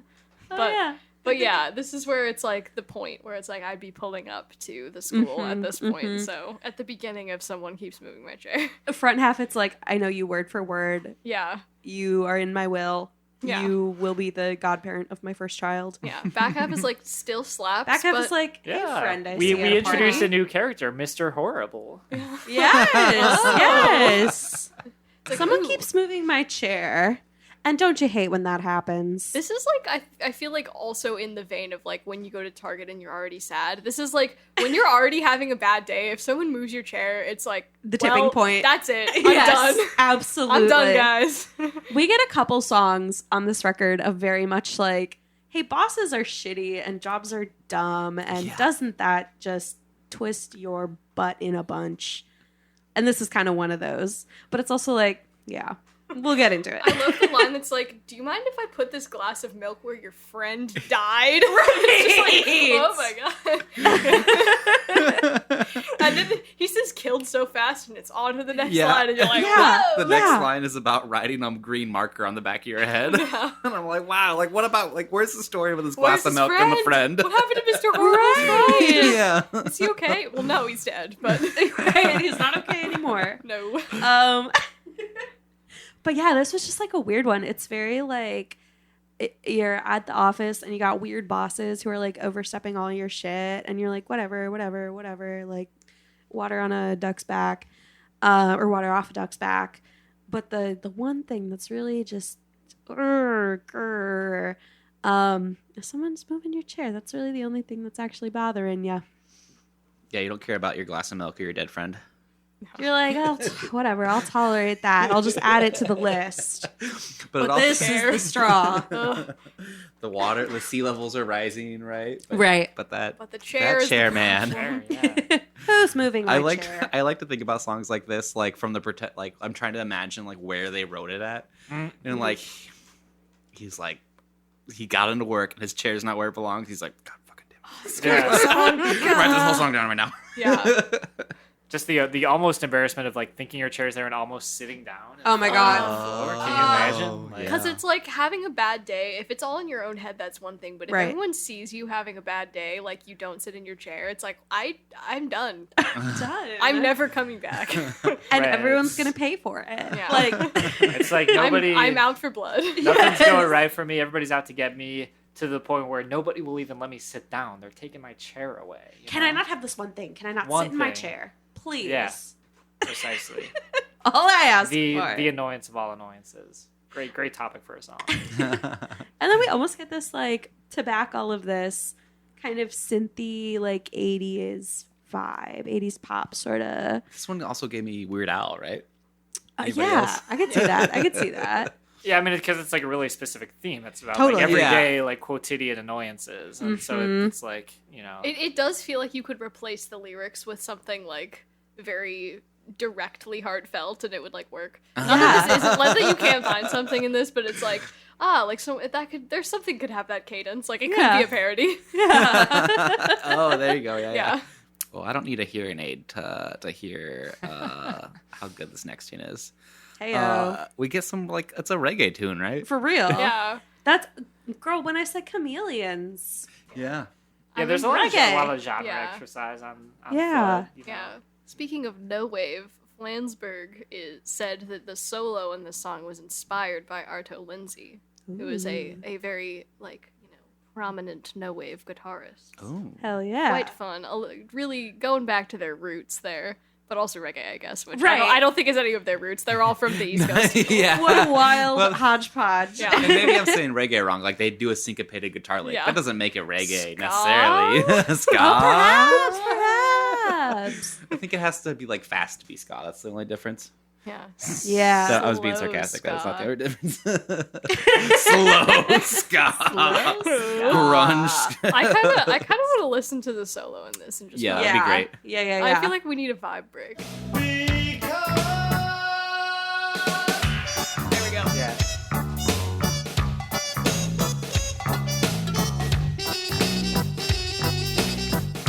This soothes you after you find out your chair has been moved. You're like, God damn it, I'm just gonna listen to some jazz. Some smooth.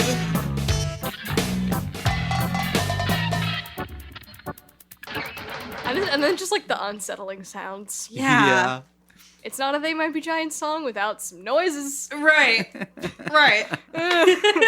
They make you go, huh. And this is all. So this is not one of the four that got the budget. No. Correct. And so this is all like mostly. Yeah, we've already heard all the big budget songs. Correct. So now we're just playing around. We're just having fun. Now we're just vibing. We're just like skiing to the end. That's. I kind of wish for a life where it's like 1989. You don't really know what a computer is, and you're just like making all your music from like this cassette tape, right? Mm-hmm. There's Yeah. like you can't like get distracted and like play Pinball Wizard or Yeah. I mean, yeah, it's cool. And, like you couldn't to get try. like feedback just instantly on the internet. Like this is good or this sucks. It's like you would know how well you were doing by playing shows and seeing how many people were there. Yeah. so wild too. Yeah. Or like, does our video show up on MTV? Or yeah. You know? Yeah. Yeah, they were just like in their New York apartment, like creating cool sounds and cool rhythms Yeah. and stuff. That's just really cool to me. You know what's cool to me? The next freaking song, second shortest on the album, makes me giggle and chuckle and guffaw. Can we just play the opening? Yeah, Let's not even we'll just say play it. anything. Just Yeah. Minimum wage.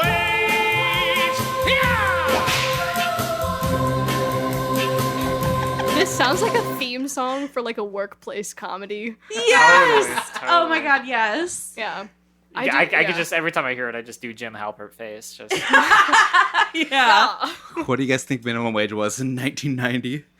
Nationwide. low. Yeah. Low. I was minimum wage in 2007 when I was working was $5.15. I'm gonna guess it was $2.95. In 1990, unadjusted for inflation, is $3.80. Okay. I just kind of want to find out what that is. Rich. What we're doing so much math on this episode. Yeah, I'm this gonna is find out what that's adjusted calculation for episode. inflation. Hey, my Giants would appreciate that. Actually, I have an inherited story about this song from my mom. An heirloom, a Ooh. TMBG heirloom, folks. Heirloom story. Ooh. So when my mom was in college, it was like around when this album came out, and she worked a minimum wage job, and she had she would like listen to KJHK, which was the local college radio station, and they would play this song at 5 a.m. every day. Because the logic That's was so funny. the only way you would be awake to hear it is if you were working a minimum wage job and you had just Stop. gotten up to Oh, like man. go open your store or whatever. Which I love. I love the ingenuity of college radio. That That's is so cool. excellent. Yeah. What's the tea? Oh, for inflation, it's actually better than minimum wage now. $9.16 adjusted for inflation. Womp womp. Womp, womp. Silent depression. Anyways. The theme of this album. Did you guys catch the interpolation, if that's the right word that's Yeah, going we've on got here? some lore here. We've got some history. Into an interpolation and minimum wage? Yeah. No, I don't know about this. It's a Frank Sinatra tune. Downtown by Frank Sinatra. Yeah, it's kind of what they're When you're I'll going downtown for your play minimum it. wage. is kind of what they're Yeah. spoofing at, I think. Interestingly enough, this song, my first minimum wage job was at Party City, and this song was on the soundtrack. Wow, full circle. Mhm. You'll recognize it.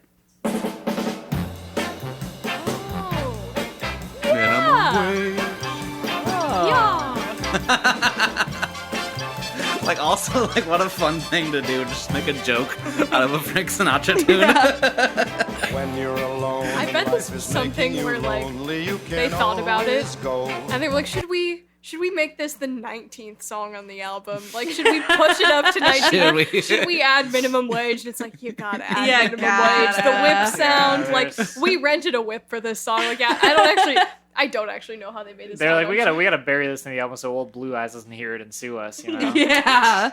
Yeah. Do you guys that's know good stuff. I never made that connection, but that's totally It's that's sick. totally it. So it's Yeah. got that sort of sample in it, and then also with the whip, it's inspired by the opening theme from the old TV show Rawhide, starring That Clint makes sense. Eastwood.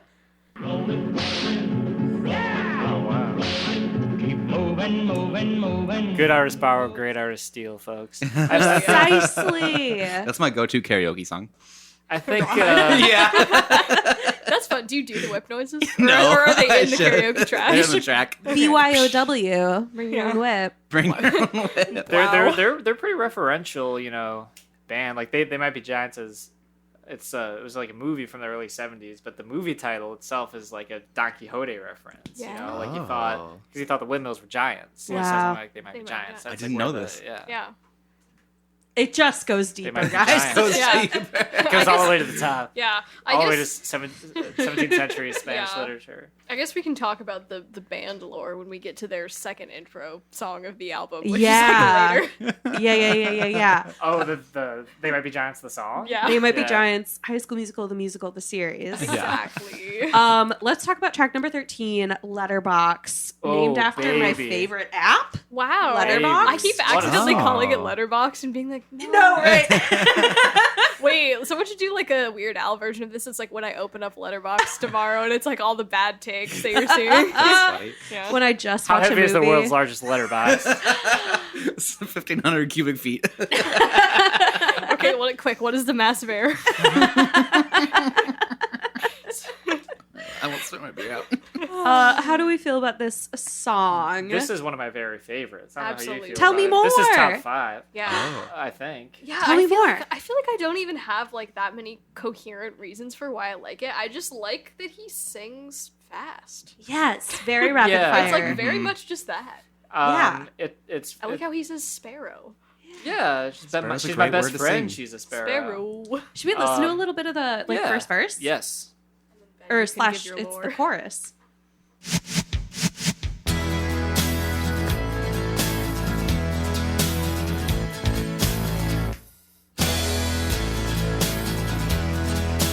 Sucker for a good stop.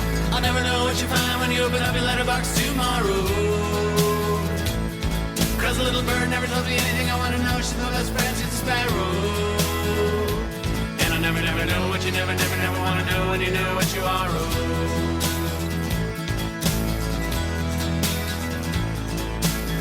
if I had a pair of eyes in the back of my head for each time. We're all- Darling. yeah. If my ears don't deceive me, I think this is one of the tuba songs. I thought I heard a little bit of brass in the low end there. Is that a tuba? I heard a. I was trying to good I was trying to tuba. like I was figure like, out it's how they either got that bass a sound. very synthy Yeah, the bass, bass. I or mean, it's just like a for low me, it's brass. that how crisp that like acoustic guitar is. Yeah. Mm-hmm. So nice. And the stop, yeah, because we're kind of We love a good exploring. stop. We do a lot of stoppy starty, you know. Hell yeah. TCM. And this one's great. I mean, Technical because term. I think it's stoppy starty is like Yeah. classic music. It's a kind of advanced music theory, but Yeah. so you may have heard might not know about of it. the stoppy starty. It's a little different than the starty stoppy. Right. Oh, Exactly. yeah. Actually, all Whole songs are different- starty stoppies. Exactly. all songs that starty must stop you.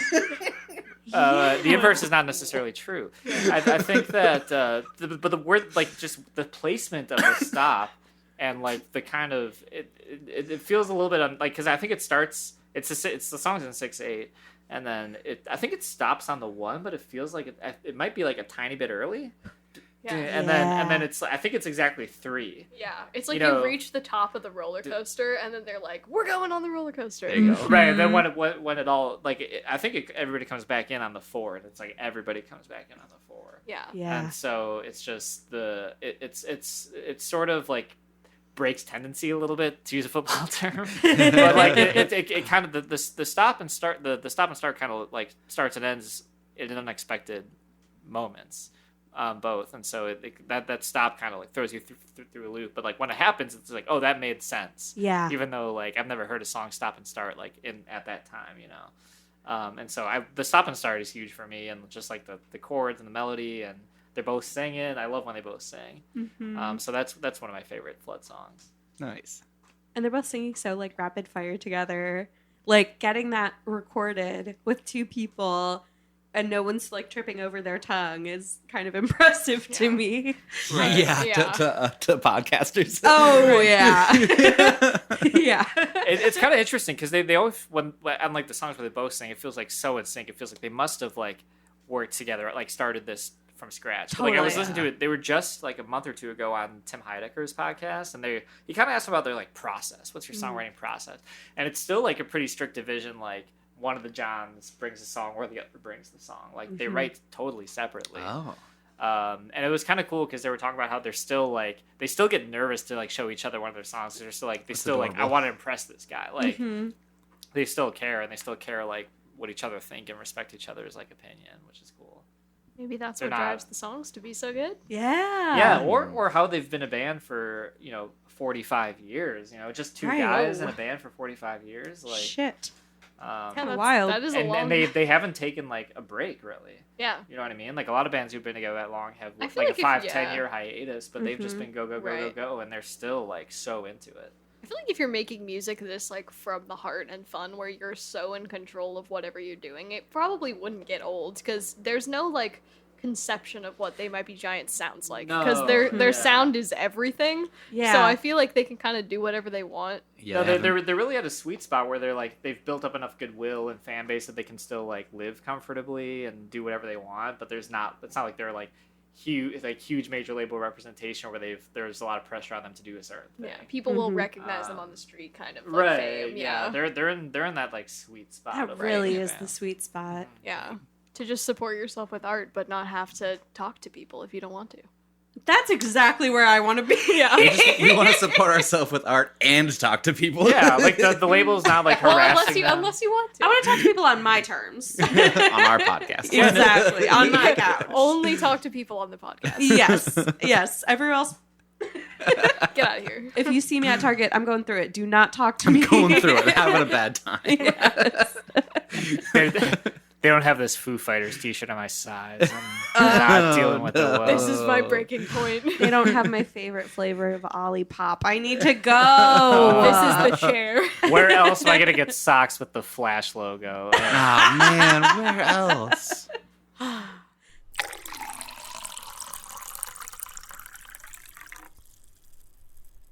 right, everybody, close your eyes. Close your eyes. If you're listening, listen at home. Close your eyes.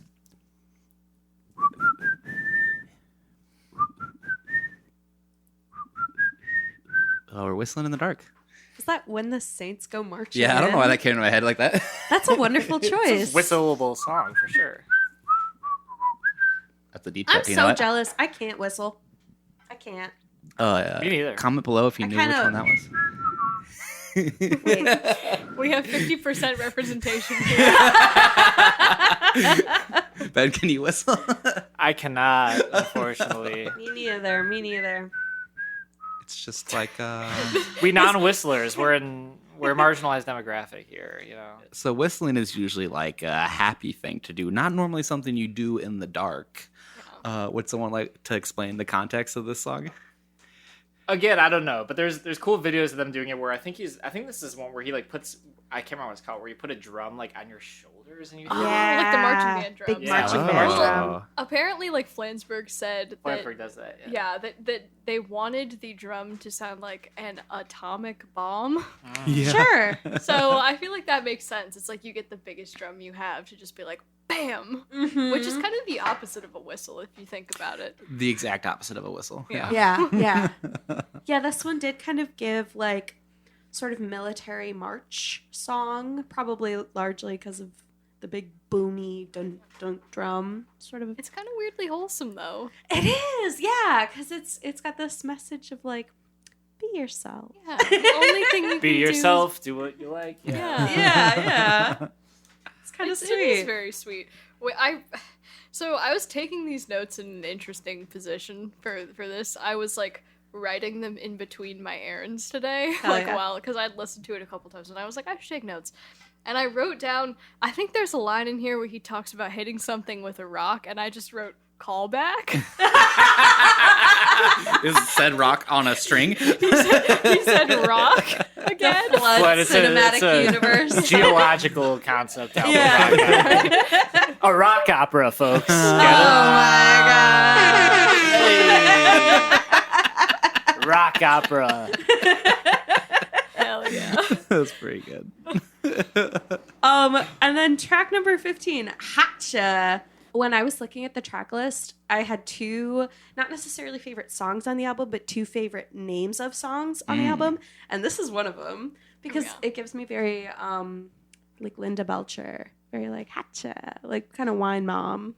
Just from the title. Yeah. No other context. It's live, laugh, love, Cora. Yeah. Very live, laugh, love core. It's a horse name.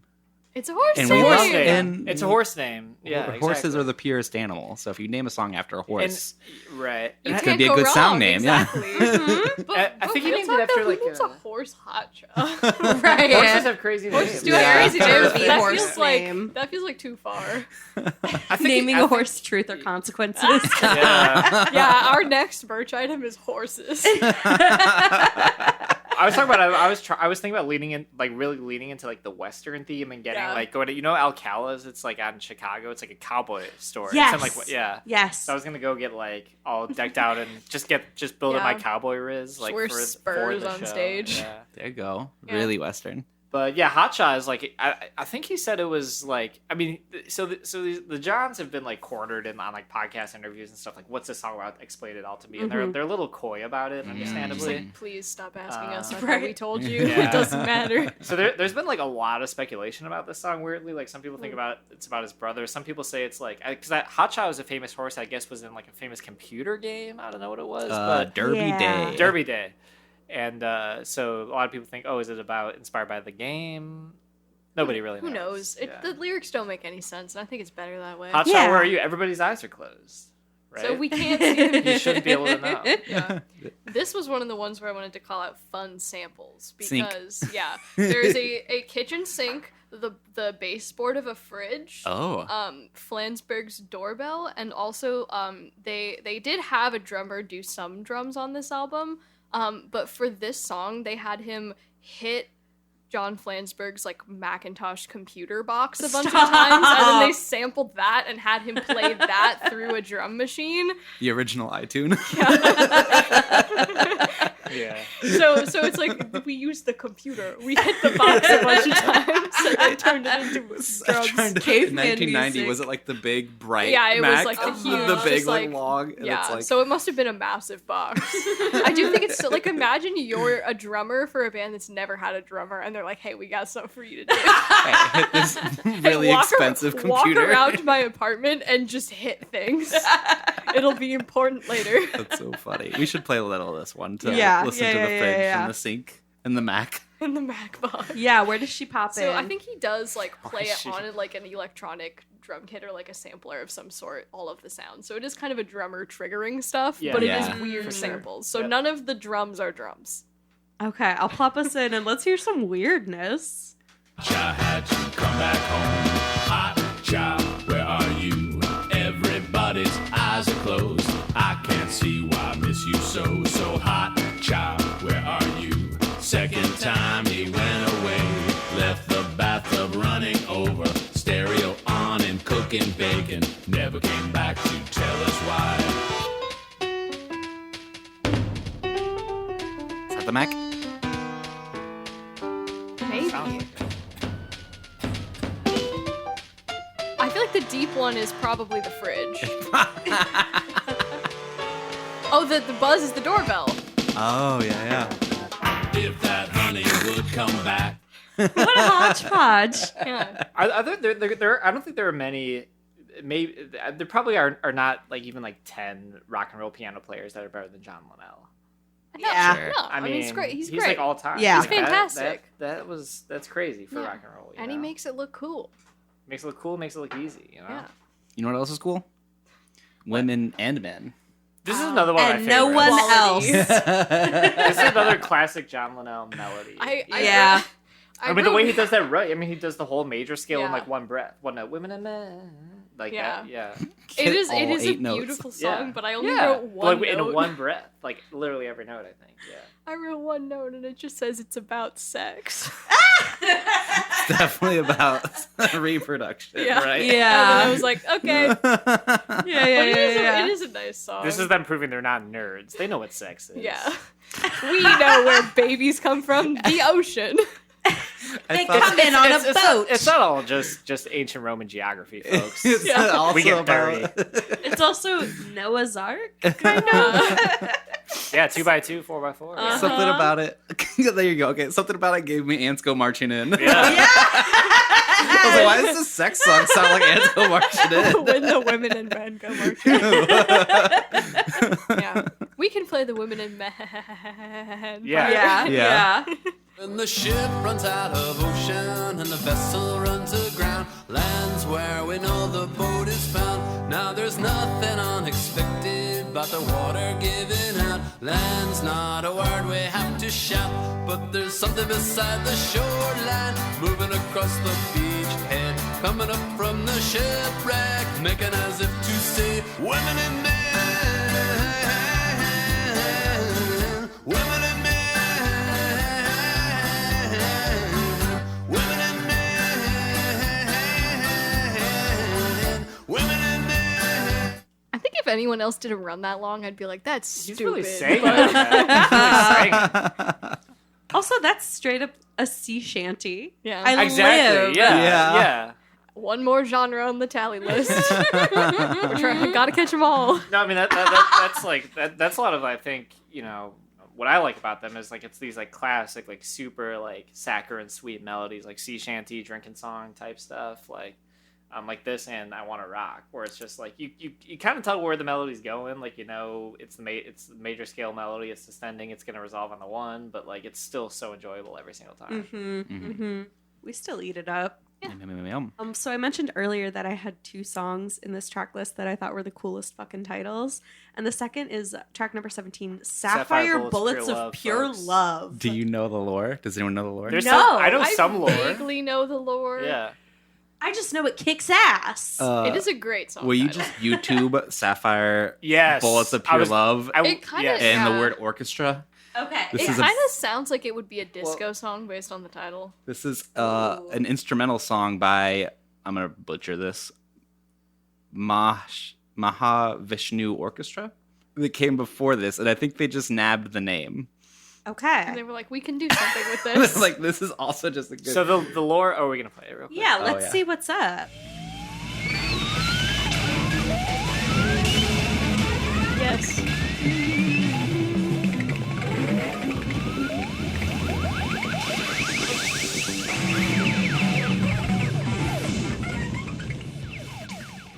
Okay, I love this, but it does not sound like pure love. It's a 24-second song. We've never played a full song before in the podcast. We literally did go. earlier today. Just now we did. Breaking barriers. It totally adds up that They Might Be Giants would pull from something like this. Okay, so what were you Hundo gonna P. say, Ben? I was gonna say, so what they like the way they play it live is they play it backwards. Have you seen this, folks? No.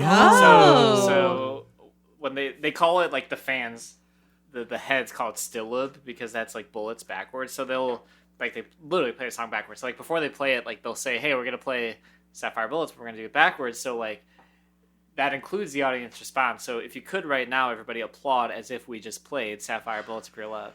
And then, like, so the crowd applauds.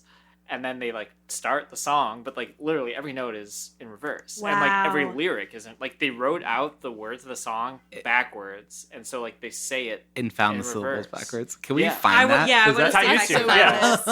this. Yeah, you just Google Sapphire Bullets of Pure Love backwards. Yeah. While we're searching, That's like how they play it now. Like, they Yeah. don't play it any other way anymore. That's so good. Yeah.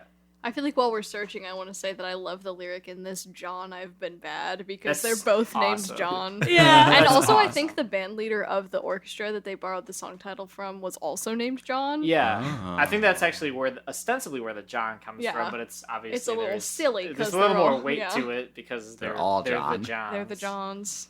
Okay, let's get into this lore. Record it, and later in the evening we will project the performance backward so we can see how we did and grade ourselves. You can grade us. So yeah, we spent about 6 months learning how to play this one. Probably does take about 6 months, right? We're really committed at this point. That's really hard to do. Play an entire song Usually like we don't think go rehearsals backwards. for the week. What a good bit to commit to. Yeah. But you'll see, we committed to this. We still haven't committed really to the learned bit. it, actually. We're getting there, though. But at the beginning of the second set, we'll play it the other way, and we think you'll enjoy the results. This part, not so much. I don't know, John. I'm ready.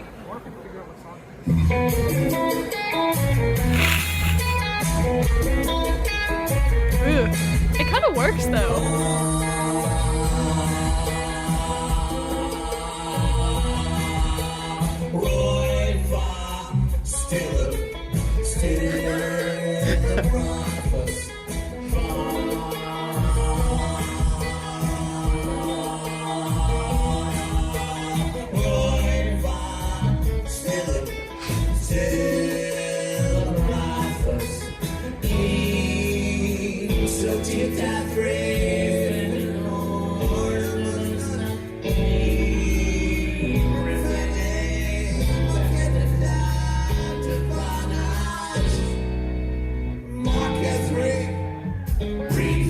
It still sounds like English though. Yeah.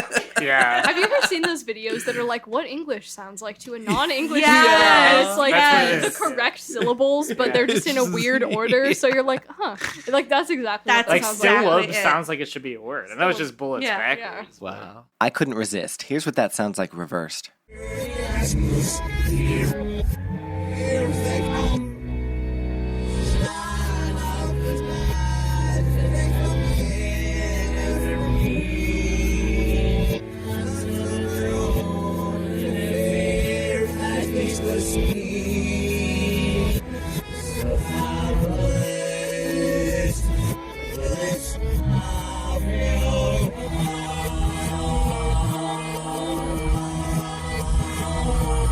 That's crazy. So I love that bit. That's funny bit. I mean, they're such. I've never seen them live. Have you seen them live? No, but I want to. I mean, what a Yeah. show they put on, folks. Like, they Someday. go all out. They really do. Yeah. Like, they don't phone it in at all. Like a lot of bands who've been playing for 40 years do. Like, it's always something new. Always like they always bring the energy. I would love to see them live. And is that not the ethos of the whole project? Just bringing the energy. Imagine being on like a little too much drugs, and they're like, "Hey, we're gonna play this whole song backwards for you," and you're just, Right, and then we're gonna show the video to you later backwards. You're like, wait, I understand but then we're also them. gonna play it forwards again. You're gonna hear this song 3 times. Because I think on the flood, like normally, I think they play it like most nights, but they play it backwards. But then I think on the flood tour they did the backwards, and then they did it forwards when they did the album. Yeah. dang. But yeah, Sapphire Bolt's Pure Love, good song, song good. Song good. Song good. Fantastic lore. I know that the first song on this album is Theme from Flood. And I know that this song number 18, is called They Might Be Giants. I feel like it should just be called like Theme for They Might Be Giants. Apparently people were theorizing that their band name was like them saying like they might be giants, like they're gonna become famous someday. Oh, and sure. and people were like, and they were just like, no. Nope. Right. Like, why would you think that? No, our Like, guy who here's thinks exactly where it's pulled from. It's just an by old the movie way. they like. Yeah, That's it's it. Right. literally from this movie. that's funny. I think we ask a little bit too much of our rock and rollers in terms of like explication of like what they were trying to do. It's like once you start explaining stuff, like it loses a little of its magic. Yeah. Right. Part of the fun is figuring it out yourself. Yeah. Don't say that on a podcast that's all about explaining music. No. I mean, it's fun to talk about. Well, once you hear the artist, Faster when you hear the artist Right, say it. exactly. From the We're like subjective. with your friends, Entirely. with other fans, it's fun to speculate. Yeah. But if the artist just says, "Oh, this is what it's about," then we're not having this yeah, conversation. it lost all the Exactly. meaning you Right. put to it. Yeah. Neither Totally. of us are Linnell or Flansburgh, so it's okay. Not yet. Right. No. Oh. Oh. Once I buy my accordion. Yeah. This one It's also off to the gave me races. we're the monkeys. You know what I mean? We're here to Yes. monkey around. It's very much Yes. like Oh, They Might Be Giants. Yeah. Boy. It was their version Yeah. of. Boy. Can we play a boy? Yes. I wish we had a boy on soundboard so we could just like throw it in. Can we do We that? can Can we make that program them. happen? Yeah, we had a bunch of Steely Boy. Dan tunes in there for a while. Yeah. Yeah. There you go. Hang on. Hang on. I'm hanging on. I'm ready. They might be giants. Boy. They might be giants. There might be rain. Oh, we are gonna put that on the soundboard. Frying up a stock of weed.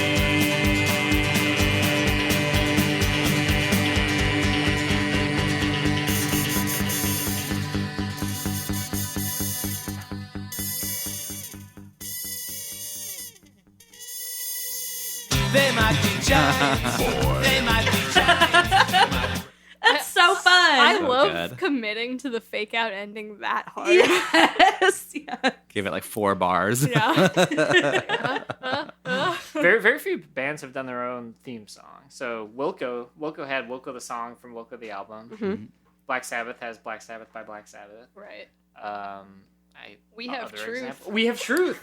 So we are joining the Technically. canon with Yes! the Giants Ah. of having like the self-titled, not like album, Sort of but self-titled. song. Good. Good. We've also talked about it, and I'm serious about this. So Yeah. we have our big first single is called Truth. Yeah. And then the next album, we got to do a Consequences. See, yeah. We've Nice. talked about like when we're like, okay, this project's gone on long enough, we're splitting, we're parting ways, our final song is going to be Maybe, Consequences. yeah. So it's like the bookend. But then it's like we may never do it, who knows? Right. That's right. good. Keep them waiting. Yeah. When do we pull out the consequences? Right. I'm going to not stay on the dour tone and talk about the sample in the song. Tell us about The it. Is there a sample in They Might Be Giants? In They Might Be Giants, the like little voice at the beginning where it's like, hang on. Hang on, Oh, hang I on. heard about Yeah, that. what What is that? He said, Flansburgh said it was a 10-cent self-help tape from a thrift store that they just like cut up and used in the song. That's so funny. Which I is love very that. fun, yeah. That's Well, I'm really curious what self-help tape is like. Hang on tighter. It's like, what does that mean? They just have a knack for finding diamond in the rough type stuff like that. Like not like that or like friggin' Istanbul or like Right. do you know New York City? Their song, it's on Factory Showroom, I think. Like it's this other incredible song that's like a cover. Like they find like covers of like kind of like smaller time bands that they just record on like these major label albums and the songs blow up. It's just helped them so much how much they know and like have their ear to the ground about like local like New York City music especially, but just music writ large. that they never like gave up like being music fans. Like I feel like that's a trap a lot of older bands fall into, is that like they stop like listening to music. They just become themselves so Yeah, much they're that just it like, starts all to right, get well, my boring. work is Yeah. music, and it's like kind of all consuming because I'm in a big band, so I'm not going to listen to music for fun. You But guys have tracked. They a might be record. giants. How many kinda times have you heard your own never- music? Yeah, exactly. Oh god, so many times. But they never gave that up. Like they never like lost their like appreciation of like music and other bands and stuff. Yeah. See, the thing with us is that we recorded our own EP, which means that there was a lot of dubbing and re-listening and hearing certain parts and being like, "That's an off note. Can we fix that?" Ah, no one will notice. Yeah, it's so much. It's That so was all full disclosure before I joined the band. Yeah. I joined the band because my friend called and was like, well, the first time I heard of him, he called and was like, "Hey, do you want to go to hey, tonight? You want to go to Truth or Consequences?" And I was like, How expensive are plane tickets, folks? You know, I'm not going to New Mexico.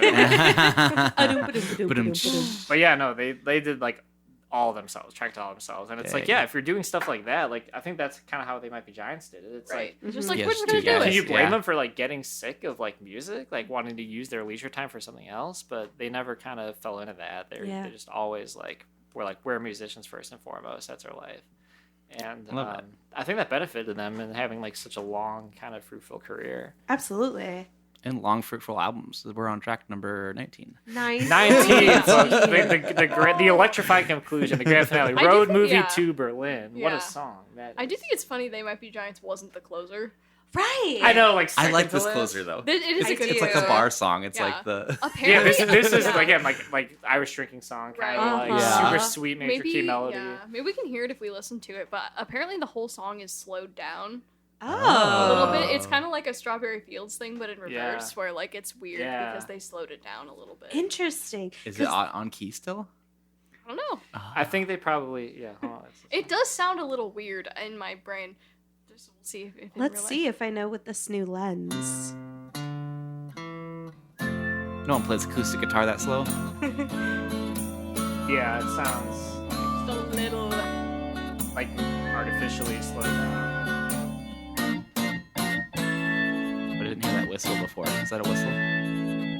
Also, listen for trumpets because I have a fun fact about the trumpets in this song. In a road movie to Berlin, can't drive out the way we drove in. So sneak out this glass Suburban and we'll go. Bump ahead for trumpets. Yeah. This is full cabaret moment. Yes! Just, like, kicking off the costume. Yes.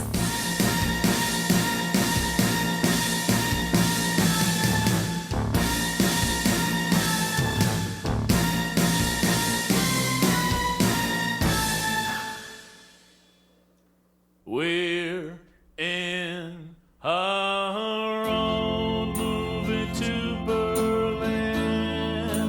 Can't drive out the way we drove in. So sneak. My fun fact about trumpets, by the way, Yes. is that that's the same trumpet sample they used on Birdhouse in Your Soul. Oh, the one that goes wah, wah, wah. Yes. Shit. Yes. That was. I love Full that fun circle. fact. That is cool. I'm a sucker for like I love when albums tell or like at least have like the patina of like telling a story, and so like I'm a sucker for when like the final song is like about leaving a place. Yeah. Like can't drove out the way we drove in. Like that's such a tight way to like end like especially like a long album like that. Like can't drive out the way we drove in. Yeah. The oceans have risen and covered the road. Yeah. Yes. There you go. Very thematically cohesive. Flood is. Yeah, I really I love like that this song. one. I love it as a closer. It very much gives me like closing time. The lights are on at the Yeah, bar. it's like big open-hearted. Like Elvis is crooning in the Yeah. corner. Yeah. Everyone's singing together with their arms around Right. each other. Let's right. sneak out It's this like you gotta go. bourbon. You don't have to go home, but you can't stay here. you know? Right. It's just very sweet. Very, very like final vibe that I love. I love when albums like stick the landing, like not a lot Yeah. of them do, but like that Road Movie to Berlin is really like a great closer. Kiss. Yeah. Honestly, I mean, I feel like it would have been super silly and fun if They Might Be Giants, the song was the closer, but I feel like this is a bit more like This is a nice sincere. goodbye. If they didn't have like an incredible like album closing song, I think they would have closed it with They Might Be Giants. But I think they came out with Road Movie and they're like, this has to be it. This has to be the ending. I'm glad this is where we landed. It sort of rewards you for sticking past Right, where you it's think like- it might end. You Exactly, know? yeah. It's like you get a sweet little ditty. Yeah. It's like, and if you're a real head, A real hear TMBG head. Yeah. TCNM talks TMBG. Oh, we're putting that in the post. Oh, wow. Well, we've done it. We did it, folks. It was a freaking long did it. journey, but we made it. We made it through. BRB.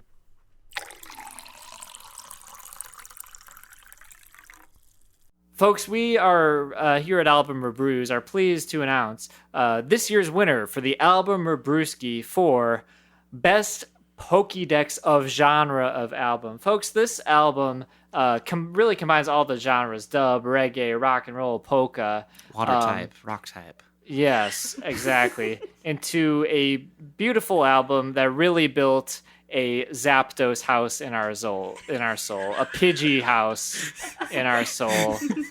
A Sparrow right there. Sparrow for us all to evolve into our best Blastoises, folks. Opening the And- envelope. Yes, we are now opening the envelope and presenting the album Rebrewski to Flood the by brand new They album. Might Be Giants. That's right, the brand new album for 1990. They Might Be Giants. Flood. I didn't do the Our- bit. That was perfect. It's one of the great rock and roll albums of all time, and I cannot thank enough Album Reviews for letting us come talk about an album that we are both very passionate about and has, I think, really made a mark on us as a band in Truth or Consequences, New Mexico, in terms of what we aspire to. Well, thank you you. guys. Yeah. To the listener at home, thank you very much for listening to another episode of our sweet podcast, Album Rebrews. If you want to check us out on Twitter or Instagram, it is at Album Rebrews. And if you want to take a look at our website, it is www.albumrebrews.com, where we have recently launched a Buy Me a Coffee link. If you want to support the show, buy our bands a drink. It's super, super appreciated. We're an independent show. Also, I know you're listening to this on a podcast platform of your choosing. Feel free to subscribe. Feel free to give us a rating, a review, perhaps. It goes a long way, and we really appreciate you. Thank you. If you write a funny joke in your review, I'll read it on air. Zach has made that promise. You can make me say anything I want, anything you want. There's no free will. Zach has made that promise. A giant thank you to Cameron Bopp, our editor and songwriter extraordinaire. You can go check him out on Twitter at CamBopp, CamBopp. He is a PP boy. I was going to stop saying it. I'm not going to. Another giant thank you to Truth or Consequences New Mexico. Listeners, make sure you go check them out on Instagram, TCNM Band. They're going to be posting some of their upcoming shows, some of their upcoming music. Keep an ear to the ground for that. But you can also go check out their 5-song EP, which is a lovely little collection of 5 ditties. And that is just almost self-titled. Yeah, TCNM. it's establishing the canonical acronym. yeah. Building a brand. Yeah. Exactly. When we go AJJ mode, There you go. There we you know what to do. Anything you guys want to say to the folks at home before we get out of here?